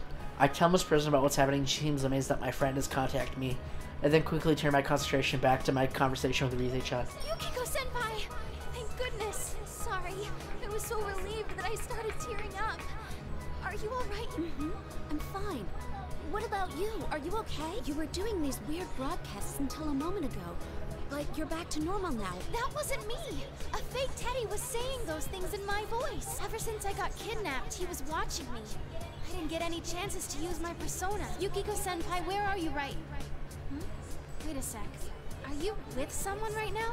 I see Risa-chan doesn't know about Miss President. I quickly tell her about Miss President when this happened. Weird. Something's not right about her. I can't put my finger on it. She's not normal. Uh-huh. Not normal. Whilst I start thinking about what she could positively mean by that, Risa-chan continues on. So based on how things went last year, you think that girl's the victim and the fake Teddy's her shadow? I don't know yet, but it's possible. Risa-chan, you say you were with the fake one all this time. Are you okay? Oh, sure. Don't worry about me. The fake's gone off somewhere. That's why I was trying to contact someone. Trash. Trash can. No, Rize's a trash can. Come on, guys. Thank goodness Rize-chan safe. It must have been so scary being held captive by the fake Teddy. That fake Teddy was using both Teddy's form and Rize-chan's voice. What reason would he have to do that? Oh, that reminds me. I should tell Rize-chan that her manager was worried about her. Oh, this might not be worth mentioning now, but your manager called me. Huh? Inoue-san contacted you? Yikes. Sorry about that. Oh, no, don't be. I just thought you should know. Oh, man, how am I gonna explain? I seriously have no excuse. I'll just have to lie and say I ran away from home for a few days. I'm gonna get in such trouble for this. But one thing at a time. We have to deal with this situation first. Don't worry, the others are here too. We'll rescue you in no time. Yeah, I'm sensing them now. Cool, I'll be waiting, so hurry and come get me. Oh, but be... Rize-chan answers energetically, but I know there's no way she's alright after being captured by the mastermind behind this case. I bet she's scared and worried. I have to hurry and rescue her. Rize-chan ended the communication after telling me she was going to try and contact everyone else. I told her where Yosuke-kun, Chie, and Teddy were, so hopefully she'll be able to contact them. My objective is not clear. I have to go to the announcement room and rescue Rize-chan and then do something about that fake Teddy. Now that goal is in sight, I can be more thoroughly focused on reaching it. Well, that didn't look weird or nothing. Were you talking to your friend inside? I have to use the bathroom real quick, guys. I'll be right back.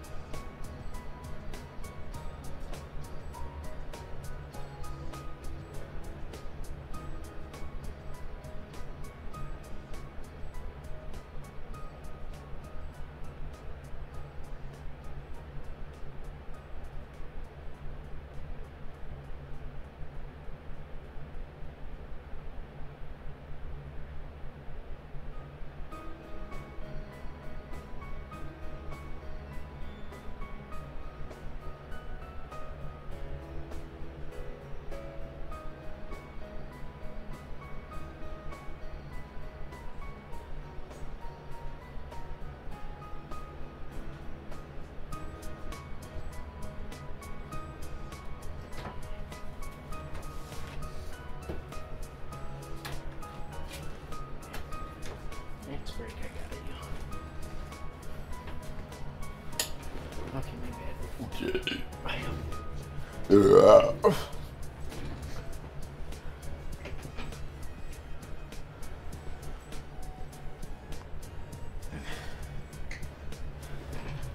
Are you fucking kidding me?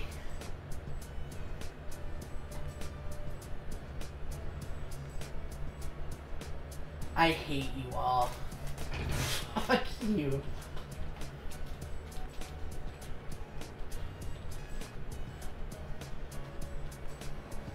God damn you all. Hopscotch. You know what? I may be drunk, but fuck you guys, you assholes. Oh, yes. Sorry. I bet it's hard to believe. Nah, I could tell from watching you. You didn't look like you were faking it. You must really get along with him, huh? I could see on your face that you didn't doubt him at all. And I'm sure they trust you right back, huh? After thinking for a moment, I couldn't help but smile. They sure do. We've been through a lot together, you see. I feel like Miss President's acting a little off because I've been having a full conversation without paying any attention to her. I thought she might be feeling like she was out of the loop, but it seems like something else is on her mind. It's like she feels awkward, no, apologetic. It's as if she's bearing something she can't say to anyone else. Am I overthinking things? We're behind you too. I'm sure you'll get through this just fine. You tsundere. No! Ooh! XD! What else is there? Nuzzles your bulgy wology.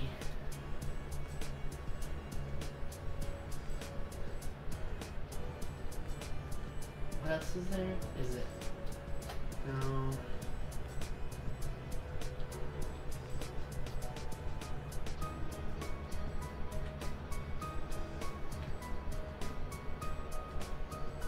That's all I got.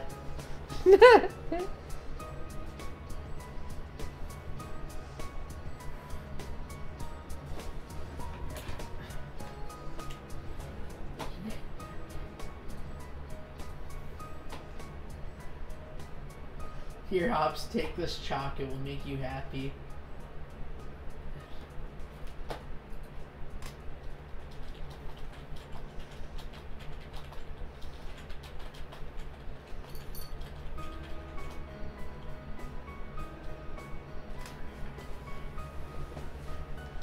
I reassure her and try to cheer her up, but Miss President only nods ambiguously and doesn't smile back. I want to help her, but what should I do?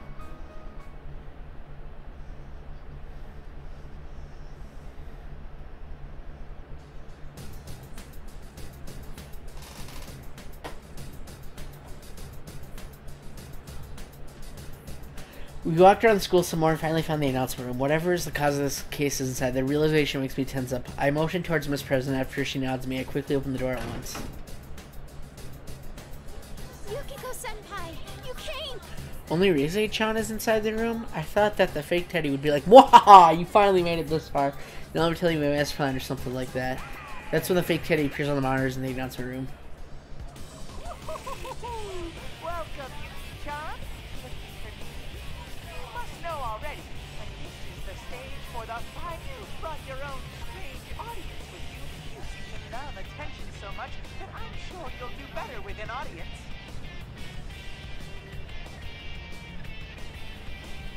These... You know what also friends have? Access to these nuts. Yaddy. The fake Teddy glances at Miss President for a moment, but seems uninterested and says nothing more about her. Fake Teddy is this girl's shadow, then I thought he would definitely start taunting her. There's no point in pretending to be Teddy anymore. Who are you? Why are you doing this? How much longer will this awful game continue? Oh my! How rude of you to call it awful when you're the ones who wished for it! We wished for this?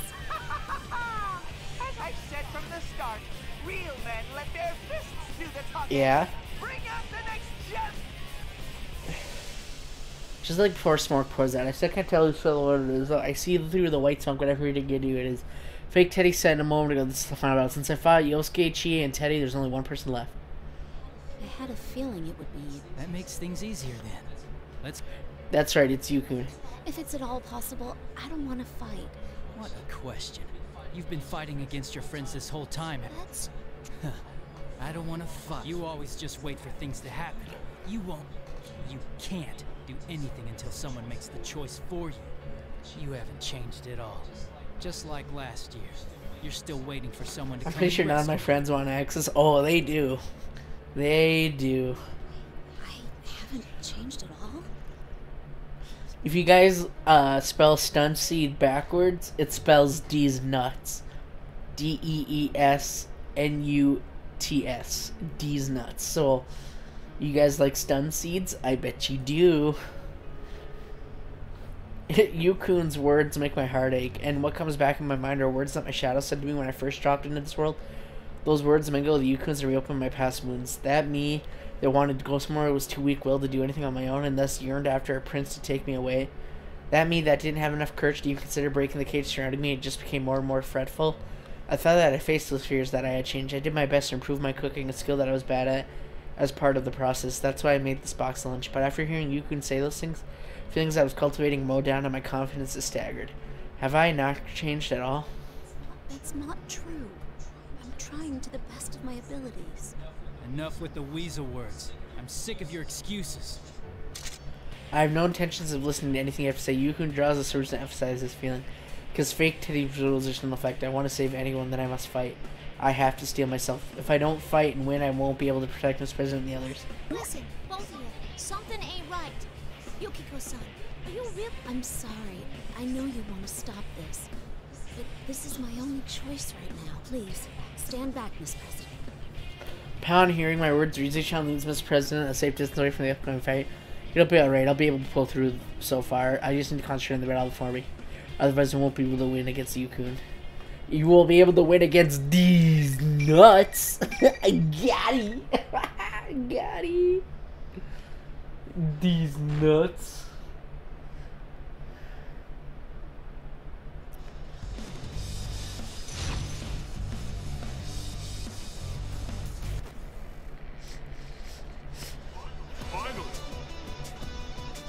Come and taste some of these nuts.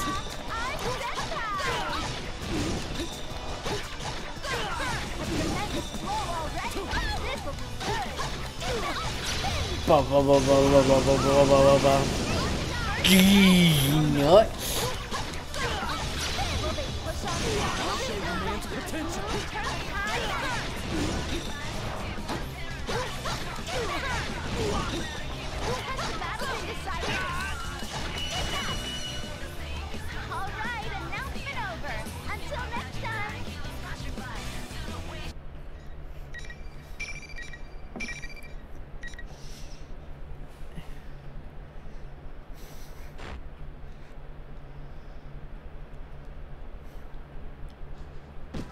I really just beat up Yukun. He finally came to visit us after all this time. We ended up fighting. How did this happen?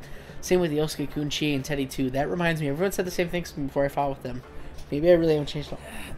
You're pretty strong, you. Oh, I'm sorry. Are you hurt? I ended up fighting you anyway.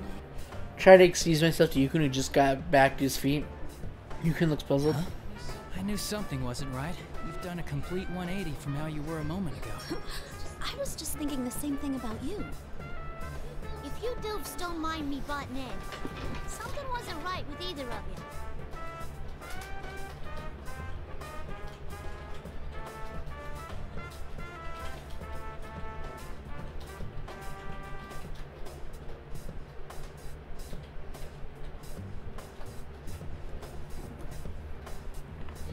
It was like neither of you could hear what you was saying. The way you answered each other didn't make no sense. We didn't hear what each other was saying. It was like this after each of my fights. After we finished fighting, it seemed all our conversations before the fight were matching up at all. I didn't have any time to check, and I was also scared to confirm this, but what if we were hearing each other say what actually wasn't being said at all? I see. Is that the fake Teddy at work too?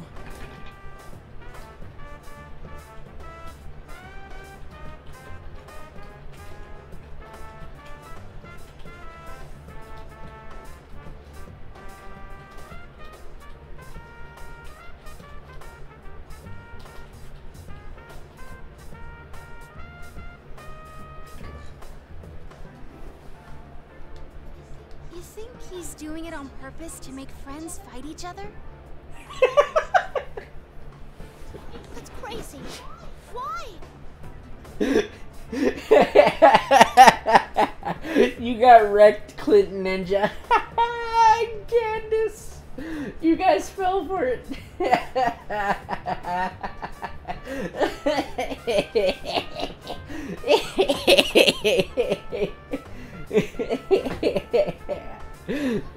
could anyone do something so horrible as making someone fight Miss President's disgusted by the situation. It seems as though she was the one who was forced to fight against all her friends.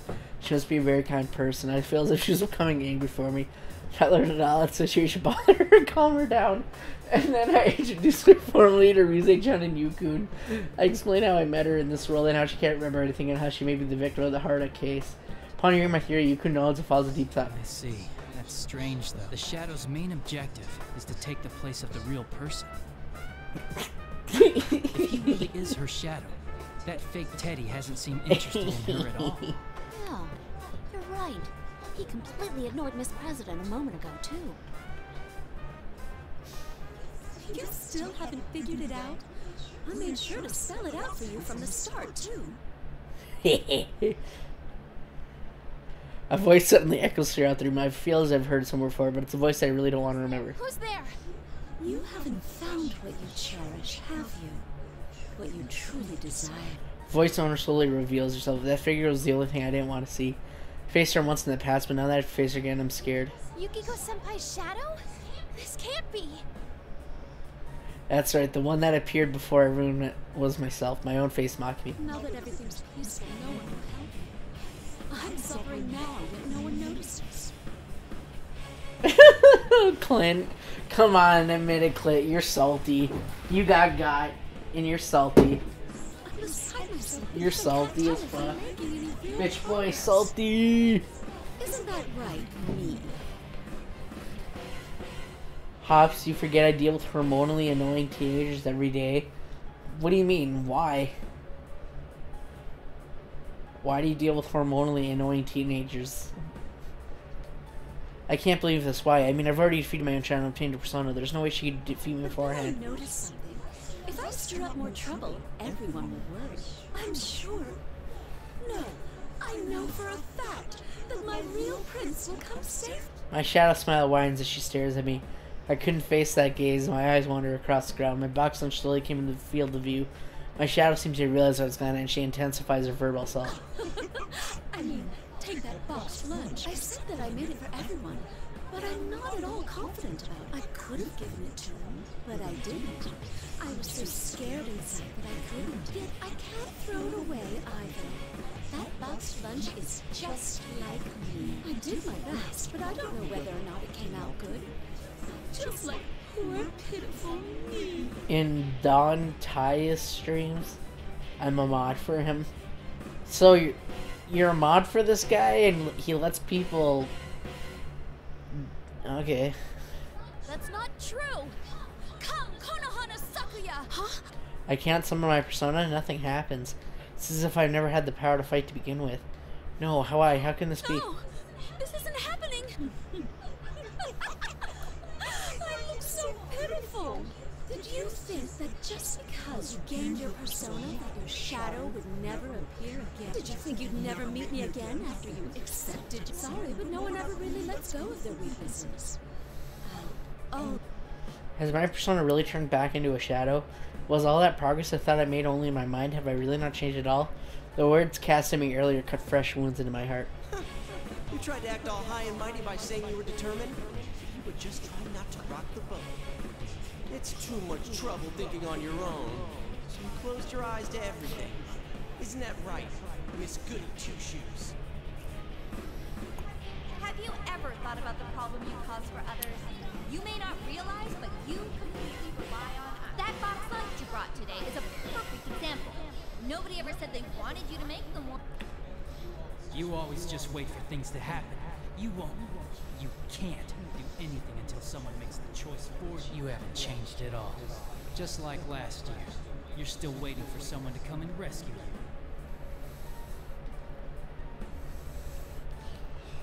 The me that gave up thinking for myself. The me that ignores the feelings of others and is only thinking about myself. The me that can't do anything on my own. And the me that pretended to have grown, but in reality hasn't changed at all. My weakness caused this case and dragged everyone into it. The shadow continues the verbal barrage as I stand trembling. I've always been by your side. You were just tuning me out for a while. Isn't that true? Poor, pitiful me. Please stop. I catch myself covering my face with my hands. I don't want to see or hear anymore. I'm scared Yukon and the others are getting a full view of my pitiful self. I'm scared. I'm so scared. I can't even stand. Please, stop! Have I not changed at all since back then? Did I actually know that deep down, but I was just trying to ignore it? Please, no more. I just want to let go. I want to let go of everything. Yukiko-san! Yukiko! Don't let it fool you! He's right, Yukiko-senpai. Look up at us. What am I doing? Why was I so frightened? Yukon, Rise-chan, Miss Prison? I can hear all the reassuring voice too. I'm not alone. No matter how pitiful I am or how painful things are, I have great friends who aren't embarrassed of me. They accept me as though I am and will fight alongside me. Reassuring voices pull me out of the darkness. I slowly open my eyes. Before me I see Yukun's back. He stepped between me and the shadow and I tried to protect me. Reassuring told me about it. Don't give in. You overcame your weakness back then, didn't you?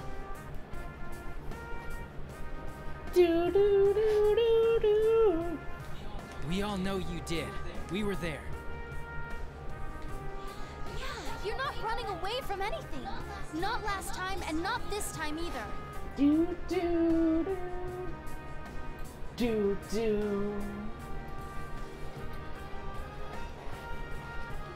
came to rescue me just like you said. This is the second time you've done that. You're not weak at all. You're both right. I can face myself. I can do this. Yukon, please, let me do this. When Yukon and I exchange glances. When he sees me now with determination, Yukun's expression softens and he stands aside. He believes in me. This trust makes me so happy right now. Thank you, Yukon. Look after Miss President and Rise-chan. Of course. I get back to my feet and stand firm. I fix my gaze upon the smirking shadow in front of me. If it was my weakness that caused this case, then I'll bring an end to this case myself. People never let go of their weaknesses. You're probably right about that. That's why I must continue fighting against mine. And I can do it because I know I'm not alone. Now I can take a step towards the goal. Yukiko-san, can you really beat her? This President's voice, yeah, I'm surprised too. If not for everyone, I never realized I possessed your inner strength. I take a deep breath. I won't look away again. You say you're my weakness? Then no matter how many times you come back, I will continue to stand up against you. Now. This time I feel the strength flowing through me. My persona, Konohana Sakuya, appears. Shadow contorts her face pure seeing me standing up against her. Why? Why aren't you despairing? I'm so close to.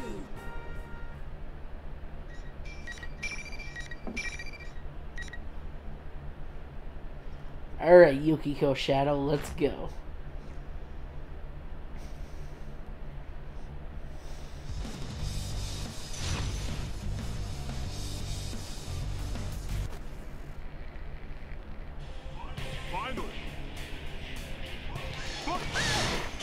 Ow.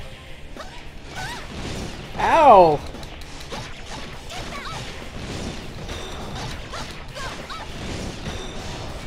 How do I dash? It's not working.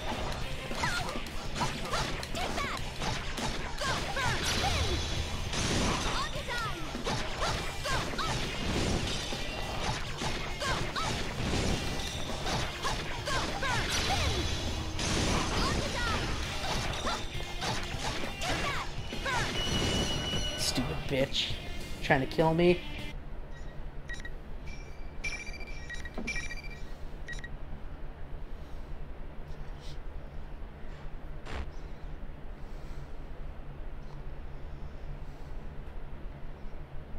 With my final strike, the shadow stopped moving. I've won. I've defeated her again. You did it, Yukiko. Thanks. I truly feel horrible that my weakness is what caused this case. I'm sure that everyone will still accept me though, and this time I know for sure that I'm not pretending that I've overcome my weakness. I'll be alright now. Even if I go astray again, I will be able to stand against it. Huh? Senpai, be careful! Something's not right with the shadow! We all turn towards Rise-chan. Simultaneously, all the lights in the outside room turn off. What happened? Oof. They repeatedly suffered the pain of fighting their friends. But they still didn't lose heart. A voice echoes in the darkness. An ominous voice that makes me feel like insects are crawling all over my skin. But still, the voice is somehow familiar. No one can understand you after all. What a shame. The light comes back, and the only one standing before me was the fake Teddy, but why? Just a moment ago, it's positive that my shadow was there. What are you talking about? Fake Teddy looks straight at Miss President and is addressing her. The air about him and even his voice are completely different now. Who are you? I thought you were my shadow. No, that's not true, Senpai. I couldn't tell until now, but the one this thing's based on is Miss President. What are you talking about, Riza-chan? That's impossible. I mean, just a moment ago, I thought something was odd. Yukiko used her persona in the fight. Personas and shadows are one and the same. It's impossible for both to exist at one. Yukun is right. How could I have forgotten that? The power of personas can only be attained by accepting one's shadow. The reason I'm able to use my persona is because I've already faced my shadow, but I was fighting that thing with my persona. It couldn't possibly be my shadow. Plus, we've never seen a shadow take on someone else's appearance. Maybe that's why your conversations with each other got all jumbled up. Either way, this isn't like last year. Hey, would you stop treating me like I'm some kind of freak? This wasn't my power originally. It's hers. Her power? What's that supposed to mean? Miss President cradles her head and denies the shadow's word. No! I'm not like that! Why so desperate all of a sudden? It's about time you remembered. Stop deluding yourself.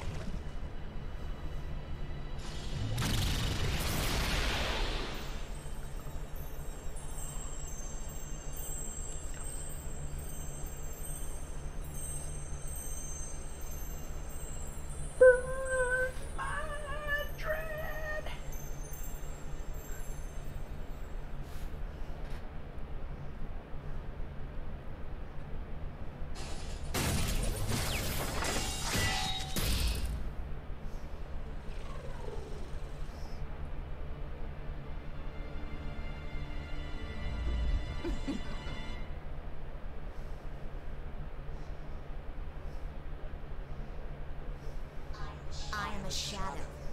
The true self. That's my face. No, the fake Teddy turned her into a form that looks exactly like Miss President. So it's Miss President's shadow? A shadow that could change forms is completely unheard of. I still can't believe it, despite all the evidence pointing to it. I think that's its real appearance. Look at it next to Miss President over there. I try to compare them as Riza and Sean says, but Miss President is trembling uncontrollably and trying to hide. Still, the shadow's face is pretty much a nano right on Miss President. All the shadow's body's covered in all kinds of metallic parts and looks some kind of robot. The real Miss President is acting like I was. She shut her eyes tight and shaking her head. I'm not deceiving myself.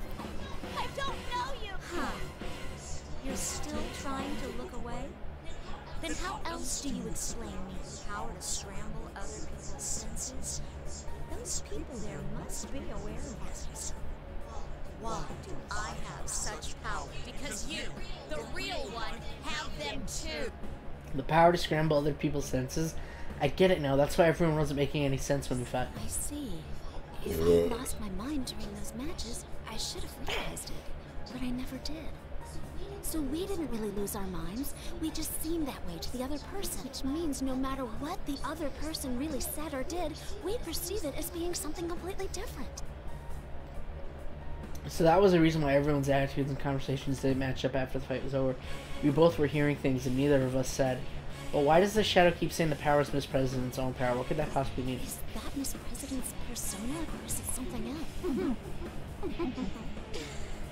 That's a pretty good guess. But it's wrong. I was born with this ability. More like a weapon, designed for infiltration. Infiltration? Weapon? That doesn't make any sense at all. What are you talking? No! No! I don't want to remember! You don't? Hey, fine with me. Then you can die as you are. The shadow brandishes the giant axe in her head and comes charging at Miss President. Mrs. President is still trembling and doesn't seem like she can move. No, my body moved faster than I could think. I reflexively slid my body in between the shadow and Mrs. President. Look out! Yukiko! The moment I embraced Mrs. President, she leapt from the shadows. I could hear the ping of metal striking metal. Senpai! Senpai, hang in there!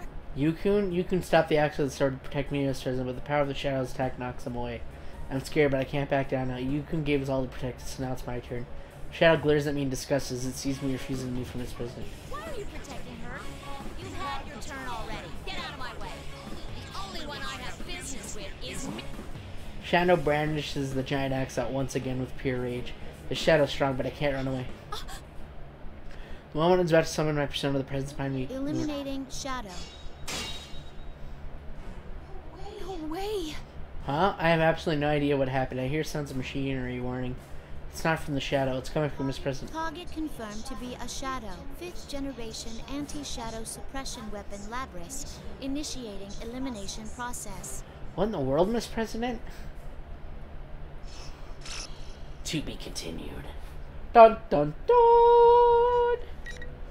Welcome. Yay, I actually finished it. Oh, God.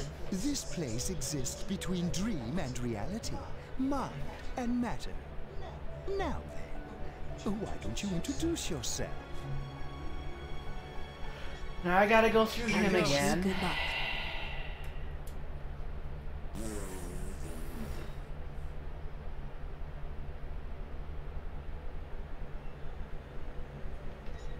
Whee!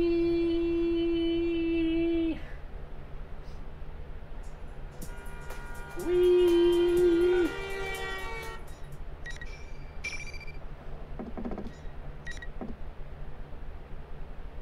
Do I make a... I guess?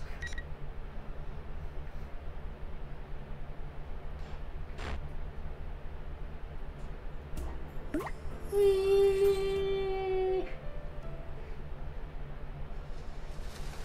Rivals. They are. Whee! Whee!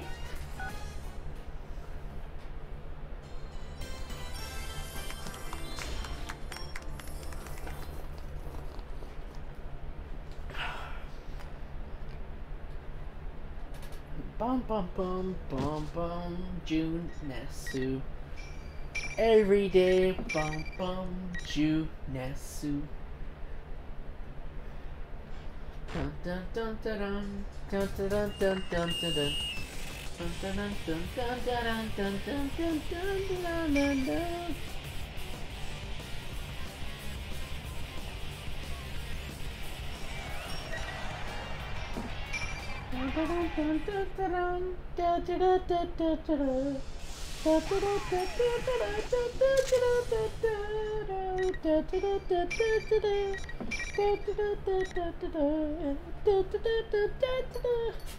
Every day, bum bum, Junesu.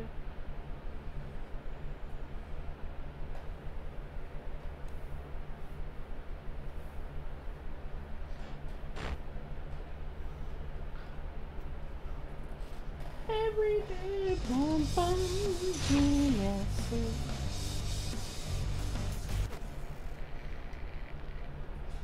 Finals. Here comes the Yoga Senpai! Sons of Judas! Amazing first stroke!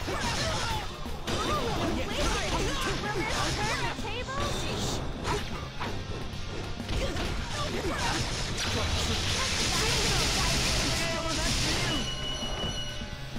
An explosive final round! Victory is theirs! Every day is great at your gymnast. Bum bum pow, bum bum pow.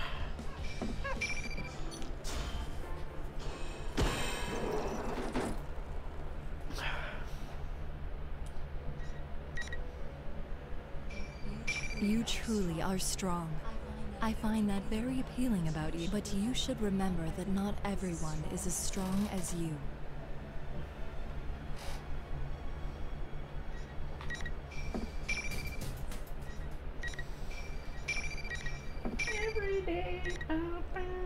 Hey,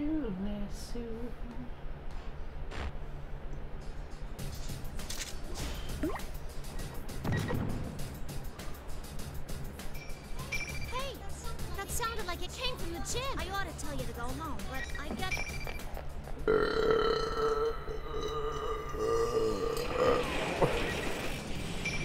Leave this to me.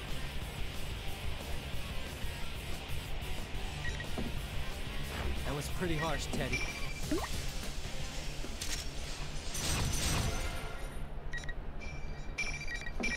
Every day, bum bum, junior soup. Every day, bum junior soup.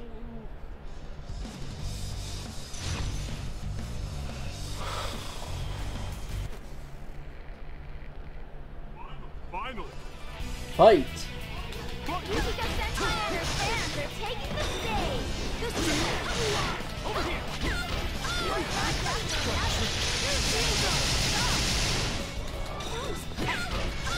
Looks like they're fighting. Miraculous move. Turn the tide.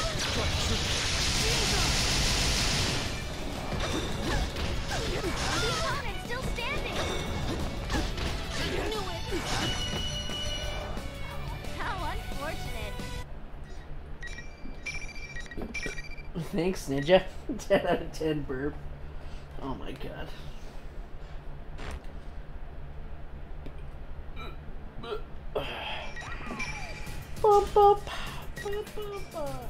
Yukiko, are you alright? No, it's okay.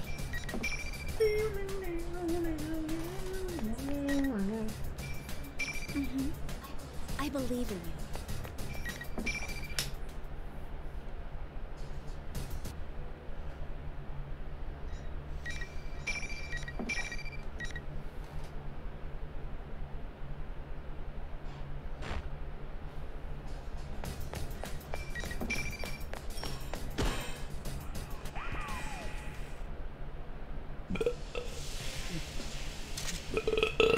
Ooh.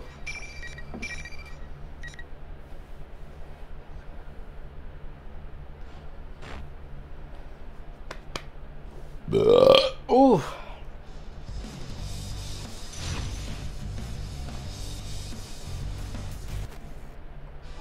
Finally. Chie Senpai is that looks like it hurt. Nice try. Over here. Over here.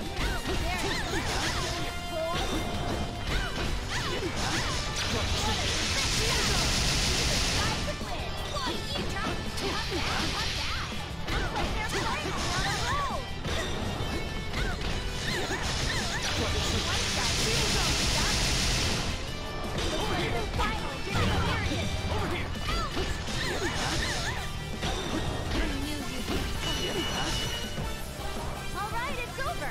Time to leave. Every day, every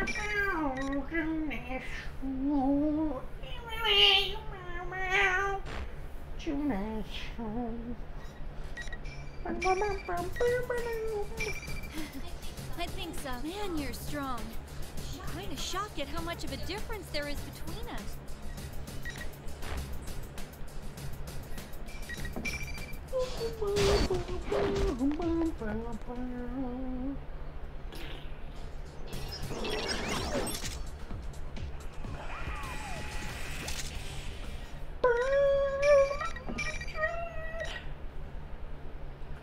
I once lost to the god of fever and he changed me to despair, yeah. Burn my breath.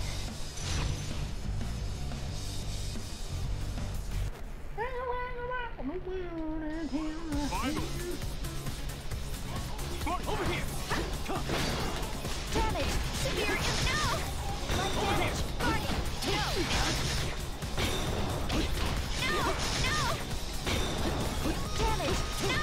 Severe impact! Cannon! Severe no! Light! Severe no! Shutting down! Good night. Good night.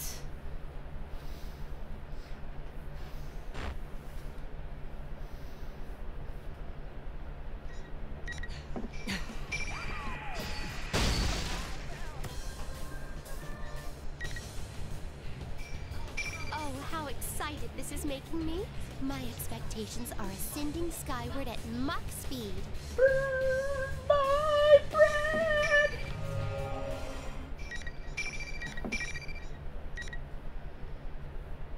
Good night, Clint. Take care. Bye-bye. So long. Farewell. Smell pizza and toast.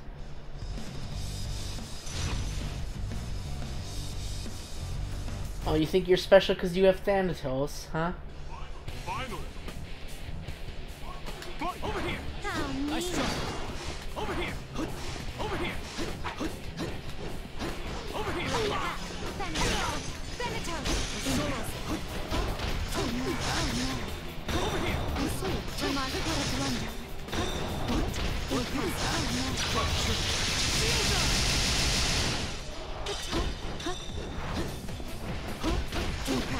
Well done. God, you look so hot laying on the ground. Just like, burn my dead. Oh my God, Ninja, you spelled it wrong. How dare you?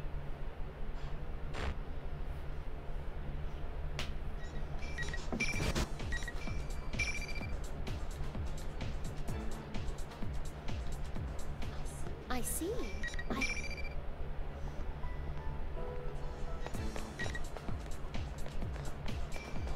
I'll make them pay.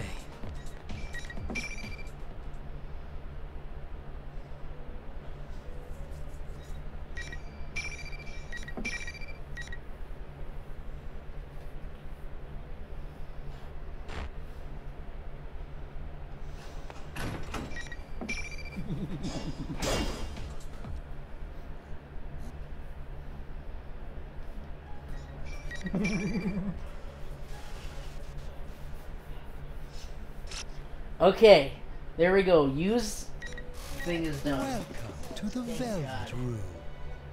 This place exists between dream and reality, mind and matter. Now then, why don't you introduce yourself? Very well.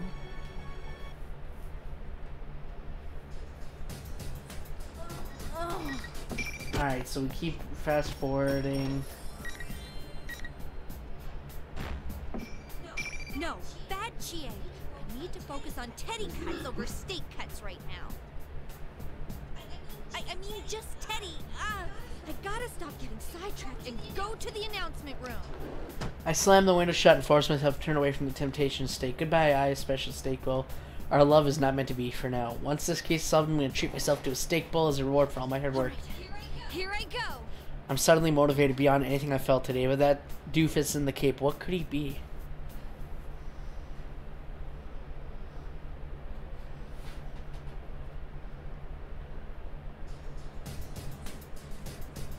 The announcing room should be on the 3rd floor of the classroom building, but I somehow end up on the 1st floor of the practice building by the music room. How did I go downstairs when I was trying to go up? Is this all because of the stupid invisible walls? I have to go all the way around the stupid school to get anywhere. It makes me so mad. Whatever the reason, I have to go into this room now. I swallow hard. I bet there's another one of those monitors in there and another fight waiting for me. My next opponent. While I was running around, I had calmed down and I've come to a realization. I've been forced to fight Yukun and Yosuke. I've come into the TV world with one more person. Oh, no use worrying about it. I know that she'll be under the enemy's control when we see each other. If we don't fight, I'll never be able to look Yukun or Yosuke in the face again. They trust me with solving this case.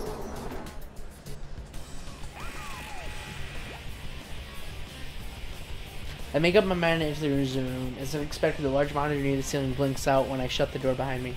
Again, it's heading that weird getup I'm used to by now. Jeez, I was getting tired of waiting for you. You're such a tease, Chie-chan. Then you should have made it easier to get to where I was going. These invisible walls are a pain in the ass. Ooh, is someone angry? Well, then let's get right to it. Bring on the next challenger! I calm myself down while the smoke fills the room. Part of me hopes that it isn't her, but another part knows that there's no one else it could be. I already know what's going to happen when the smoke clears. Sure enough, it was the person I most expected to see. Yukiko, I finally found you, Chie. This all happened so suddenly that I was getting nervous. That's right, my best friend Yukiko was there. She looks alright like Yukun and Yosuke both did, but... I was so worried and scared without you. I couldn't even go another step. I can't do anything without you, Chie. Please, Chie, protect me. Well, of course I'll protect you. Her voice is calm and she's not attacking me like I expected her to, but while the voice had said mean things to me face I sense that she's gonna try something nastier. I don't know how to explain it, but this isn't right. Yukiko smiles kindly like she usually does and continues on. Oh, it's so good to know that. I knew I could count on you. After all, you want me to keep depending on you, right? So you can feel superior. You act like my best friend, but you're just using me, aren't you? Yukiko's saying exactly what my shadow said last year when it was the embodiment of my weakness trying to destroy me.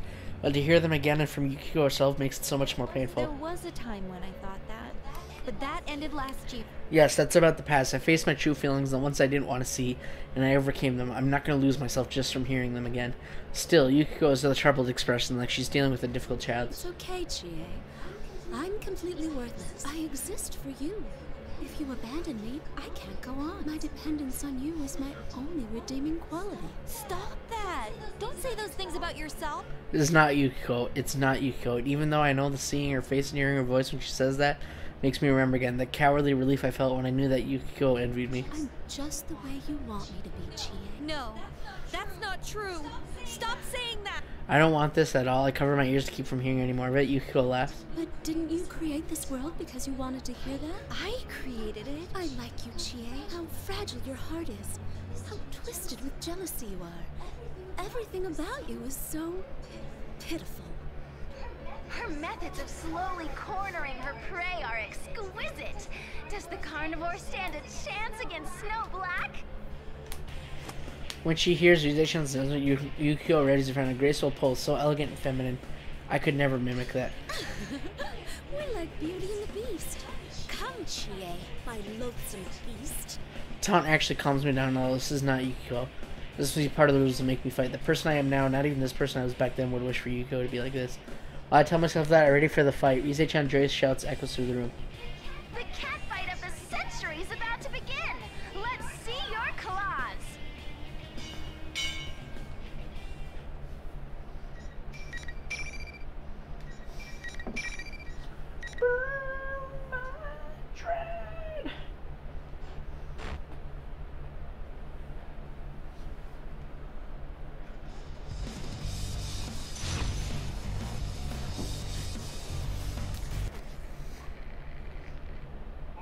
Have you gotten good yet? Nope. I sure haven't.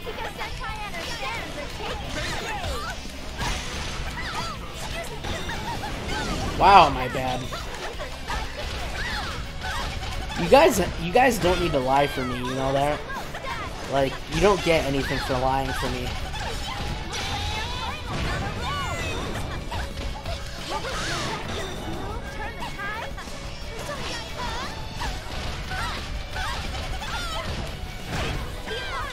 I can do basic combos, that's all I can do. I go into an auto combo, and then I can go into an actual combo. That's about the extent of my ability. Alright, announcement over. Until next time. So no, I have not gotten better. I can literally do an auto combo with an extended combo, that's it.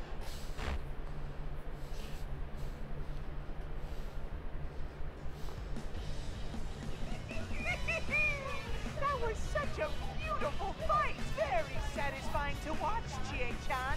Keep striving to become the strongest. You mean you're not getting better? No? When I glare at the monitor, Teddy laughs even more nastily before cutting off the transmission. There's a mountain of things I want to say, but right now I need to focus on Yukiko. I fought against her. No matter what the reasons were, I fought my best friend. Yukiko, are you okay? I'm sorry I couldn't go easy You've gotten on you. good enough where you don't lose at least.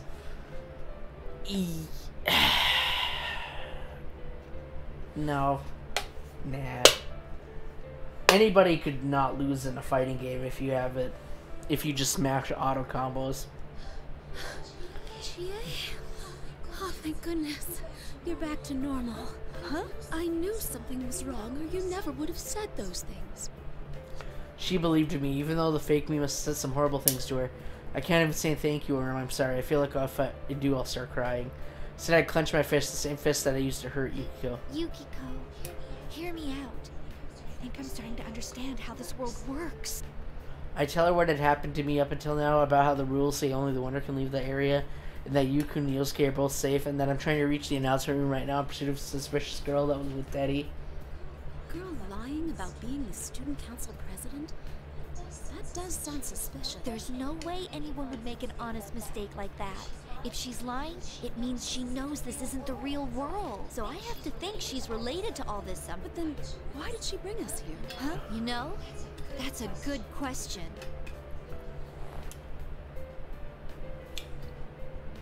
Even if she's the one behind this, why would she single us out by name? Neither me nor Yosuke knew who she is. How could someone we've never met choose us for this? Behind this? She must have some plan in mind. Something she wants to accomplish by holding this Grand Prix. A plan, huh? See how we've been forced to fight? I think this Grand Prix is necessary for whatever reason.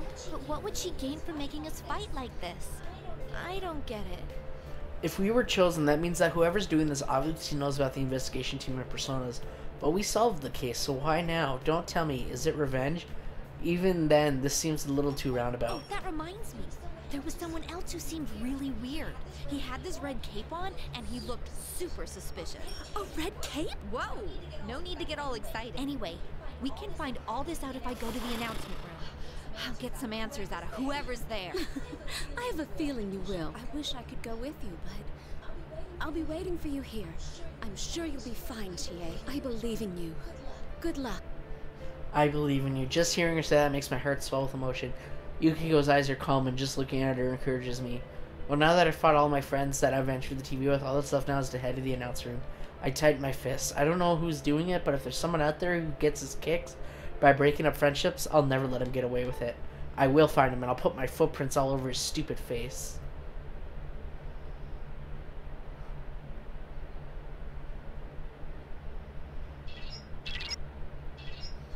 Hi, Chie-senpai, can you hear me? Rise-chan? Is this the real one? This isn't over the PA said, and this voice is echoing directly in my mind. There's only one thing this could be. It's Rise-chan's persona.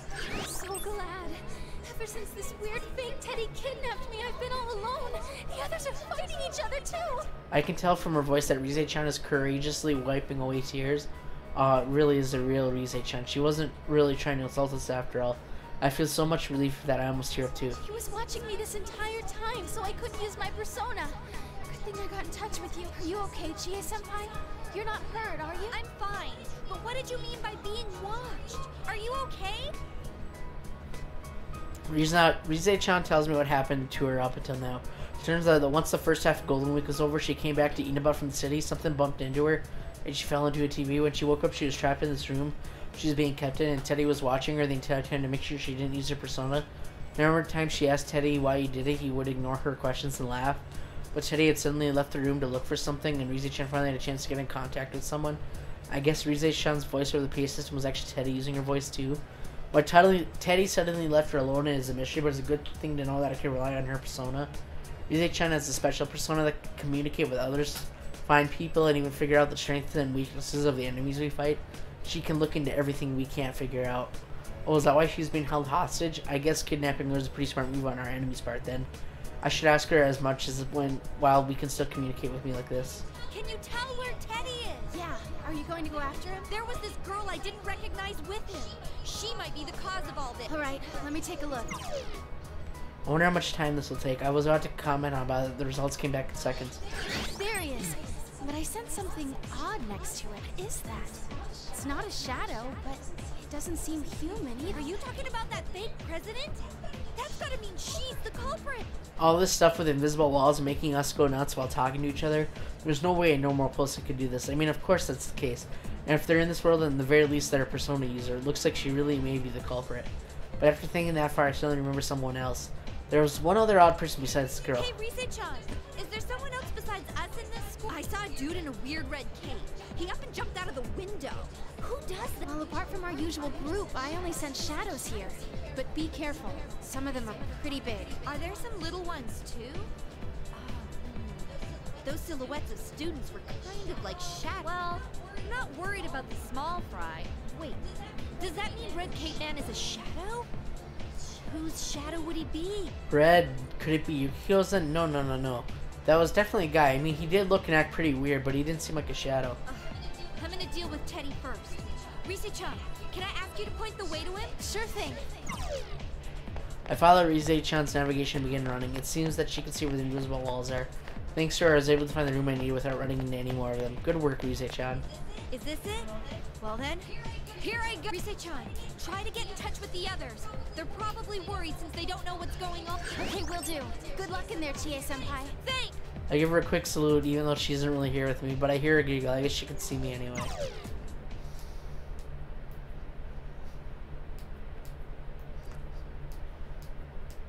Now that I think about it, does this mean I'm going to have to fight that girl? Well, there's no point in worrying about it. Make up my mind and open the door. The two inside the classroom turn around in surprise. The girl with Teddy is the one I saw earlier. The one calling herself the student council president. Actually, now that I get a closer look at her, she's a real beauty. I mean, even I can see it. I finally found you. I hope you're prepared. You're that Chie-san who's fighting in the Grand Prix, right? Who are you? Why are you holding this ridiculous tournament? We've been through hell today, you know. You're gonna give me some answers right now. Ooh, you're so cool, Chie-chan. Just like a police officer.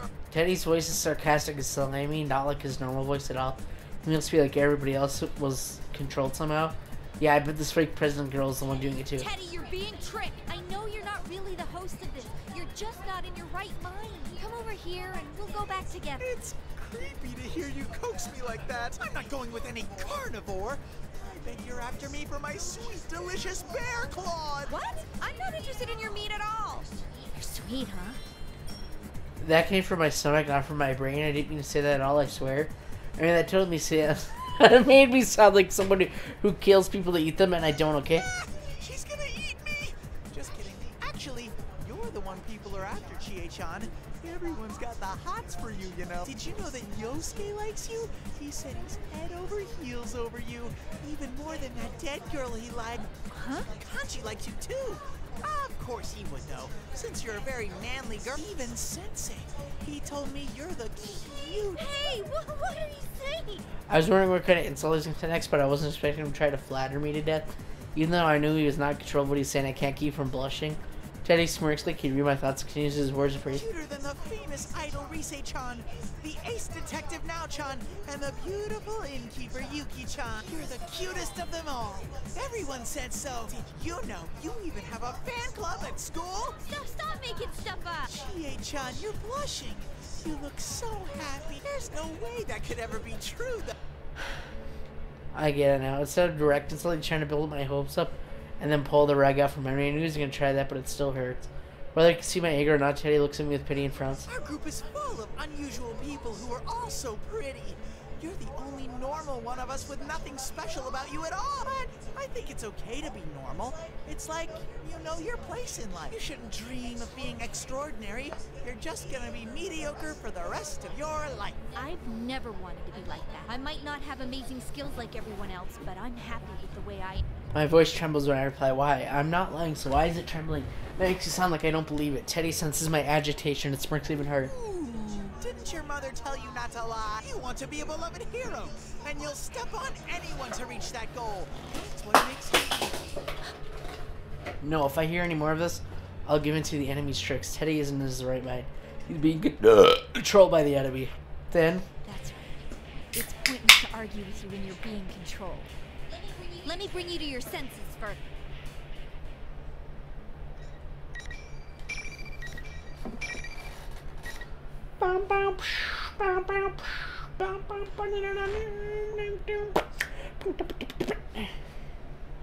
I don't want to imagine Chie eating Teddy's meat. I do.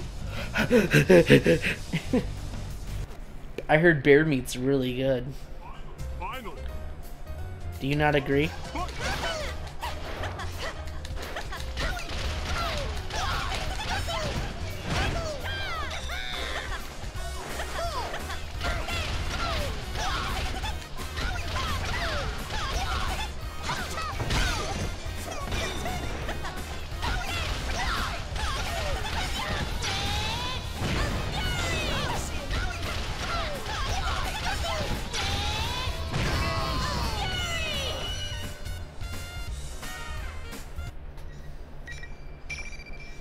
Teddy's dead. Yay!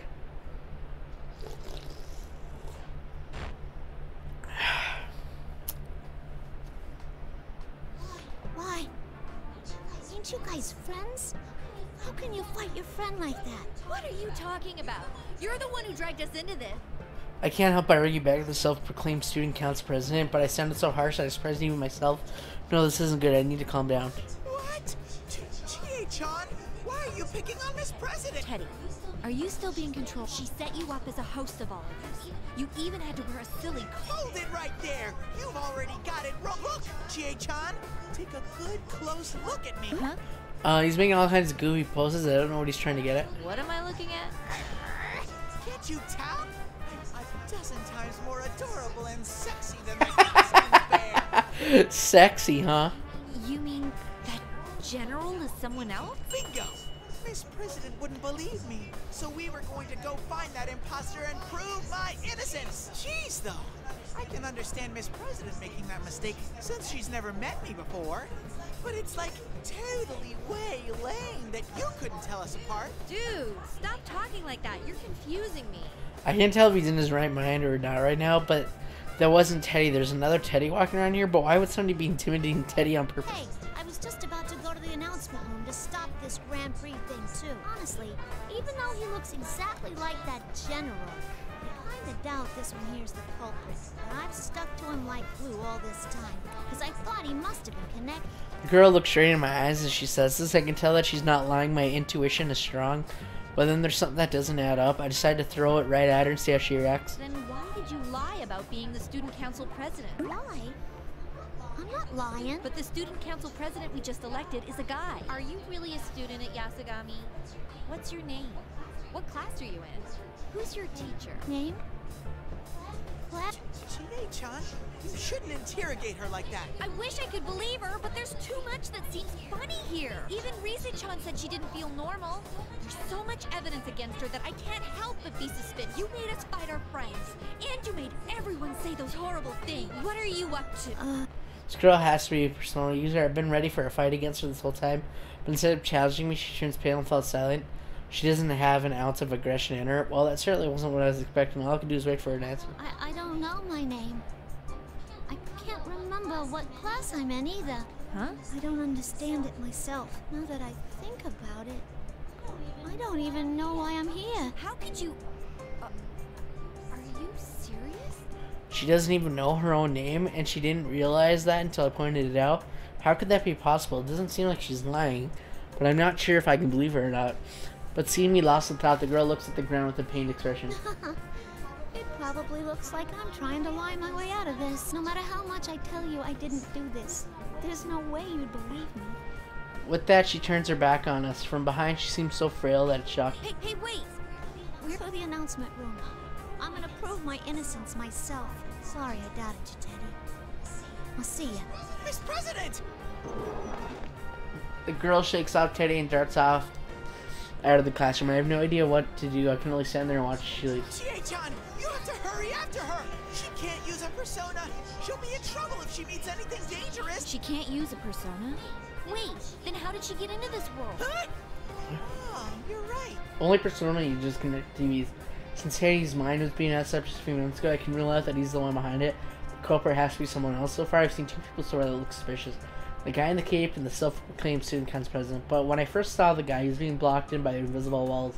I don't think whoever created these walls would let himself get trapped like that. And that girl's obviously lying about being student council president. Plus, Risa-chan says she wasn't a shadow or a human. That's supposed to start at the top of my list. But what if I'm wrong about this? If she's not a persona user, then... Oh no, don't tell me. Does this mean it's like last year's case? Did someone drop her in here? Oh my! Then there's someone else who's mimicking Teddy's appearance doing all of this? I had a sudden realization. Oh. That girl is just a victim, then her shadow may have come out of its own. Actually, if it did, that would explain why I've never seen a place like this before when we've been in the TV world. My entire body suddenly goes cold. Could I have made a gross misunderstanding? Then the culprit isn't her, but her shadow. Now that I think about it, I suddenly suspected that from the very beginning. Why didn't I think of that until now? I was confused because I was being forced to fight everybody and my friends were all saying terrible things to me. No, I can't leave things like this. I have to go after her. I really wasn't being myself. I didn't listen to what she had to say and I was being harsh to her for no reason. I'm sure I said something that really hurt her, and if she meets her shadow in a state like that, they're gonna get ugly. Please, Chie-chan, help Miss President! I'm on my way. To be honest, there are some questions that just don't have answers right now, but I think about that later after I save that girl. I rush out of the hallway, but she's already out of sight. But she just sees she was going to the announcement room, and the other Teddy, likely that girl's shadow, he's going to be there too. Please let me make it time. I have to sprint like the wind. You, sir, need to detox your body. You, sir, need to suck on these nuts. Holy moly, it's like this room turned into something completely different. First, it's almost twice the size of the real announcer room. Second, the walls are now made of huge glass panels, and it's obvious the world outside is not the school like it should be. As I'd expect, there were 3 people inside. Rise-chan, the self-proclaimed student council president, and that girl Shadow, or not. How is this possible? Oh, you're finally here? She got here first, so I was wondering what happened. My face laughs at me. A mirror image of me was standing there. Why is my shadow here? I don't know. She suddenly appeared. The fake Teddy vanished, and then... Another Chie-san? I thought you just beat me. Ugh. Will the outsiders shut up and be quiet? My only business here is with myself. Shadow turns her sharp golden gaze towards me. There's no mistake about it. This is my Shadow. I met her last year, but... You became my persona, though. I don't get it. Why are you back again? It's because you're... Because I'm weak? That's the same thing all my friends are saying when I was first fighting. Did you think your shadow would never be back to haunt you after you gained your persona? Wouldn't that be nice? But no one can ever let go of their weakness. I'll stay inside you. And I'll keep screaming your true feelings for everyone to hear. Wait, when the general said the Grand Prix was for me, he meant... True, it appeared that my friends weren't in their right minds a number of times today. I didn't let it bother me at the time, but was this place really born from my own weakness? Even though I accepted my shadow, am I so weak that it came out again? Are all the horrible things that everyone's been going through, are they all my fault? You want to become stronger? You want to be a police officer? Why did you really wish for the desire to protect those who are precious to you was only a cover story? What you really wanted was to be a hero, a shining force for justice. You're ordinary in every way, but you want to be a winner. And to get there, you need to use those precious to you as stepping stones. Ooh. Face I know so well laughs mockingly. That's not true. That wasn't what I was thinking at all. Are you gonna deny it again? That you're... I can't deny her. That's what the shadows do. They try to make the real person deny their existence, and then they try to take the place of the real one. I know that. But I can't stop my emotions. I was able to accept her as part of myself last year, but I can't right now. I mean, how can I accept this is my fault? That I, of all people, did such horrible things to my friends. My vision blurs, my hands, and like trembles. You're... Just then. No! Senpai, don't listen to her! Rise-chan? I turn around and meet Rise-chan's gaze. She's looking straight at me, meeting my eyes even though I'm so weak. The girl behind me is looking with worry too. Both of them have a look in their eyes to say they have faith in me. Even though they must have heard whose fault all this is, who caused all the horrible things they had to go through, I have to ask myself, if I deny that I'm weak and my shadow goes berserk right now, will I make these two suffer even more? Do I want that to happen? You're right. What? That's right, I remember now. I remember the time when my shadow first came out. At that time I had Yu-kun and Yosuke with me. I was saved because I wasn't alone. It's the same right now too. And I won't deny any of what you just said. I do still wish to be a hero. And I do feel inferior to Yukiko and the others sometimes. Part of me loves how cool it would be to become a police officer. But that's not all there is to it. Wanting to protect everyone. That's my main reason. I can't let my friends down. Not after they accepted me for who I was. I'm not amazing like them. But that doesn't mean I can't be proud of myself. That's why I'm working at what I'm good at. What's so bad about that? that's right. Everyone said so before, so here Sorry, I wish I could help you. But I'm sure you can save the others. I believe in you. Good luck. Please, Chie-chan, help this president! You can save them. Everyone believed in me. They trusted me to do everything because I said I could. And even though they aren't with me right now, they trusted me as helping me stand strong. That's why I should be able to take this on.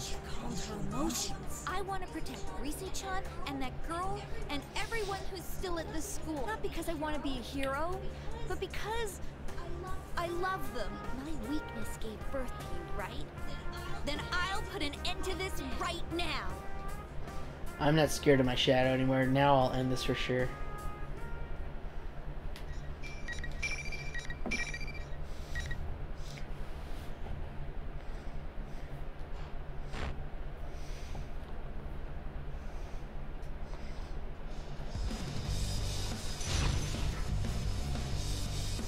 Versus final fight. Fight.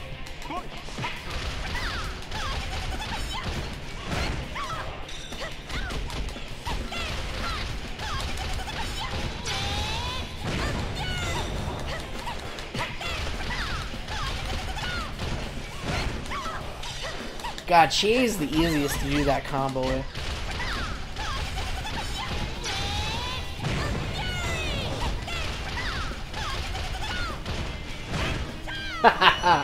Bitch.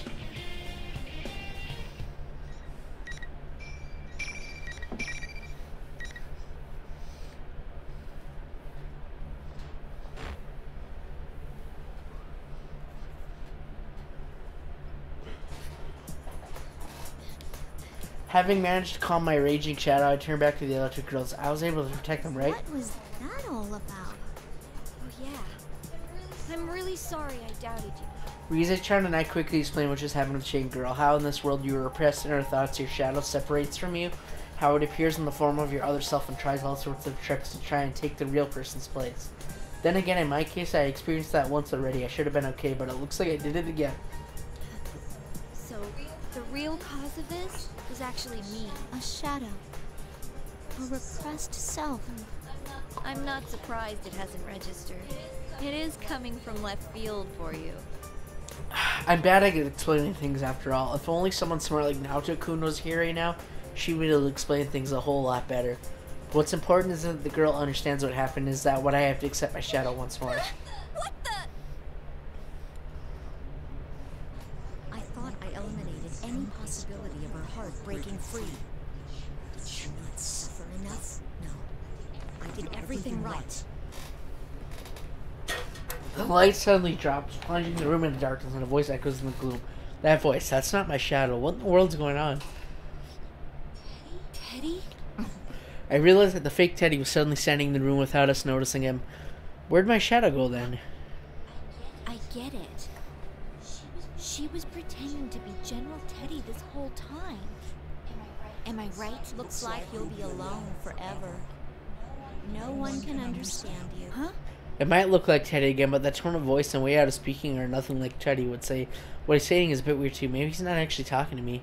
Could he be talking about this other girl? What could this mean? Why don't we put an end to this game? Are you still going to keep deluding yourself? Delude? Whoa, wait a sec. Aren't you supposed to be my shadow? No, that shadow, it's resonating with Miss President. What? I'll show you. This turn of events is perplexing, but the fake Teddy smirks and snaps his fingers. This cutscene, for a seventh time?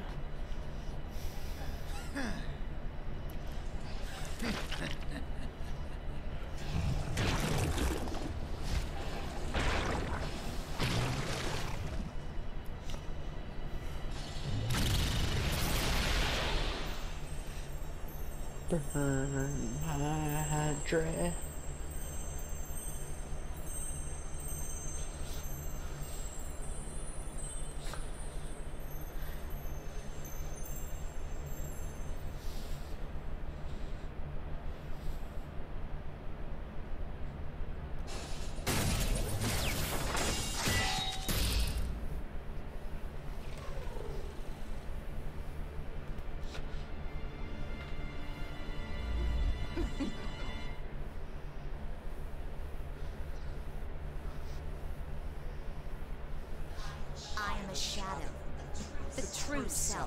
No way, that's the other girl's face. That's her shadow? No!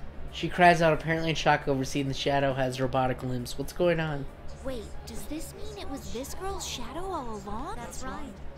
And like you just saw, I can distort people's appearances and words. It distorted people's appearances and words? So she's taking on Teddy's form this whole time, and she was making my friends say things they didn't mean. And that other me just now. That was the shadow too.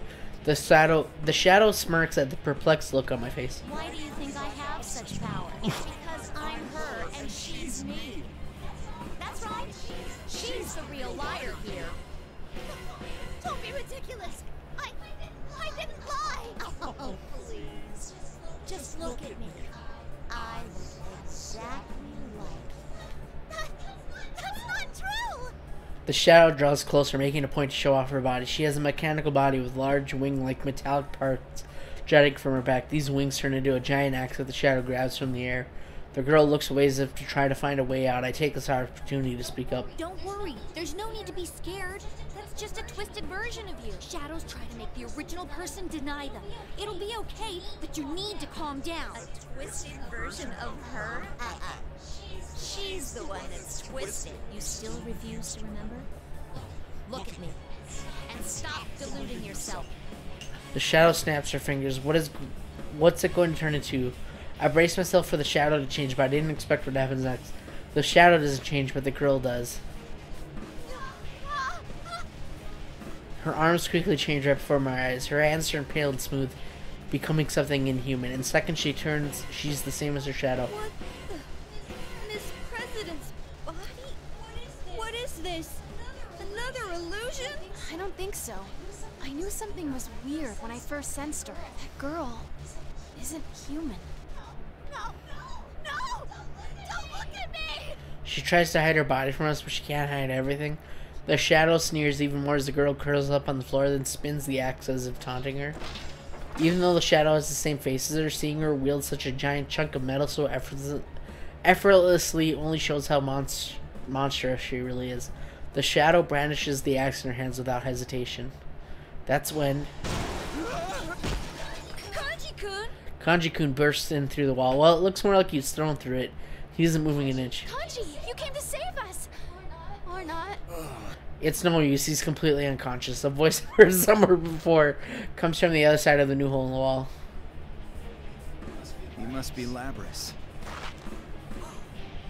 You're that red cape guy from before! Oh, hell yeah! Sure enough, the owner of that voice is the guy in the red cape. He steps into the room, brushing dust from his shoulders. Is he the one that blasted Kanji-kun in here? Then is he an enemy? I take a defensive stance, but he ignores me. Instead, he fixes his gaze on the girl in her shadow. Another Labrys. Fine. I'll just calm them both down. He smirks confidently and raises his fist. Who's Labrys? Is that the girl's name? It seems like he knows who she is. Who is this guy? To be continued. Welcome to the Velvet Room. To the Velvet. This place exists between Alright, well, I'm gonna call that a night, guys.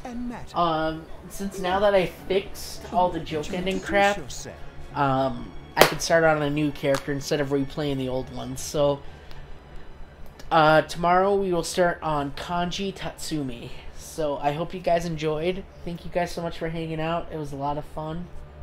And, I'll see you guys tomorrow for more. So take care, everyone. Have a good night. Bye-bye. And the heart is strengthened through bonds. As you form bonds by becoming involved with others, your own social links will gradually develop.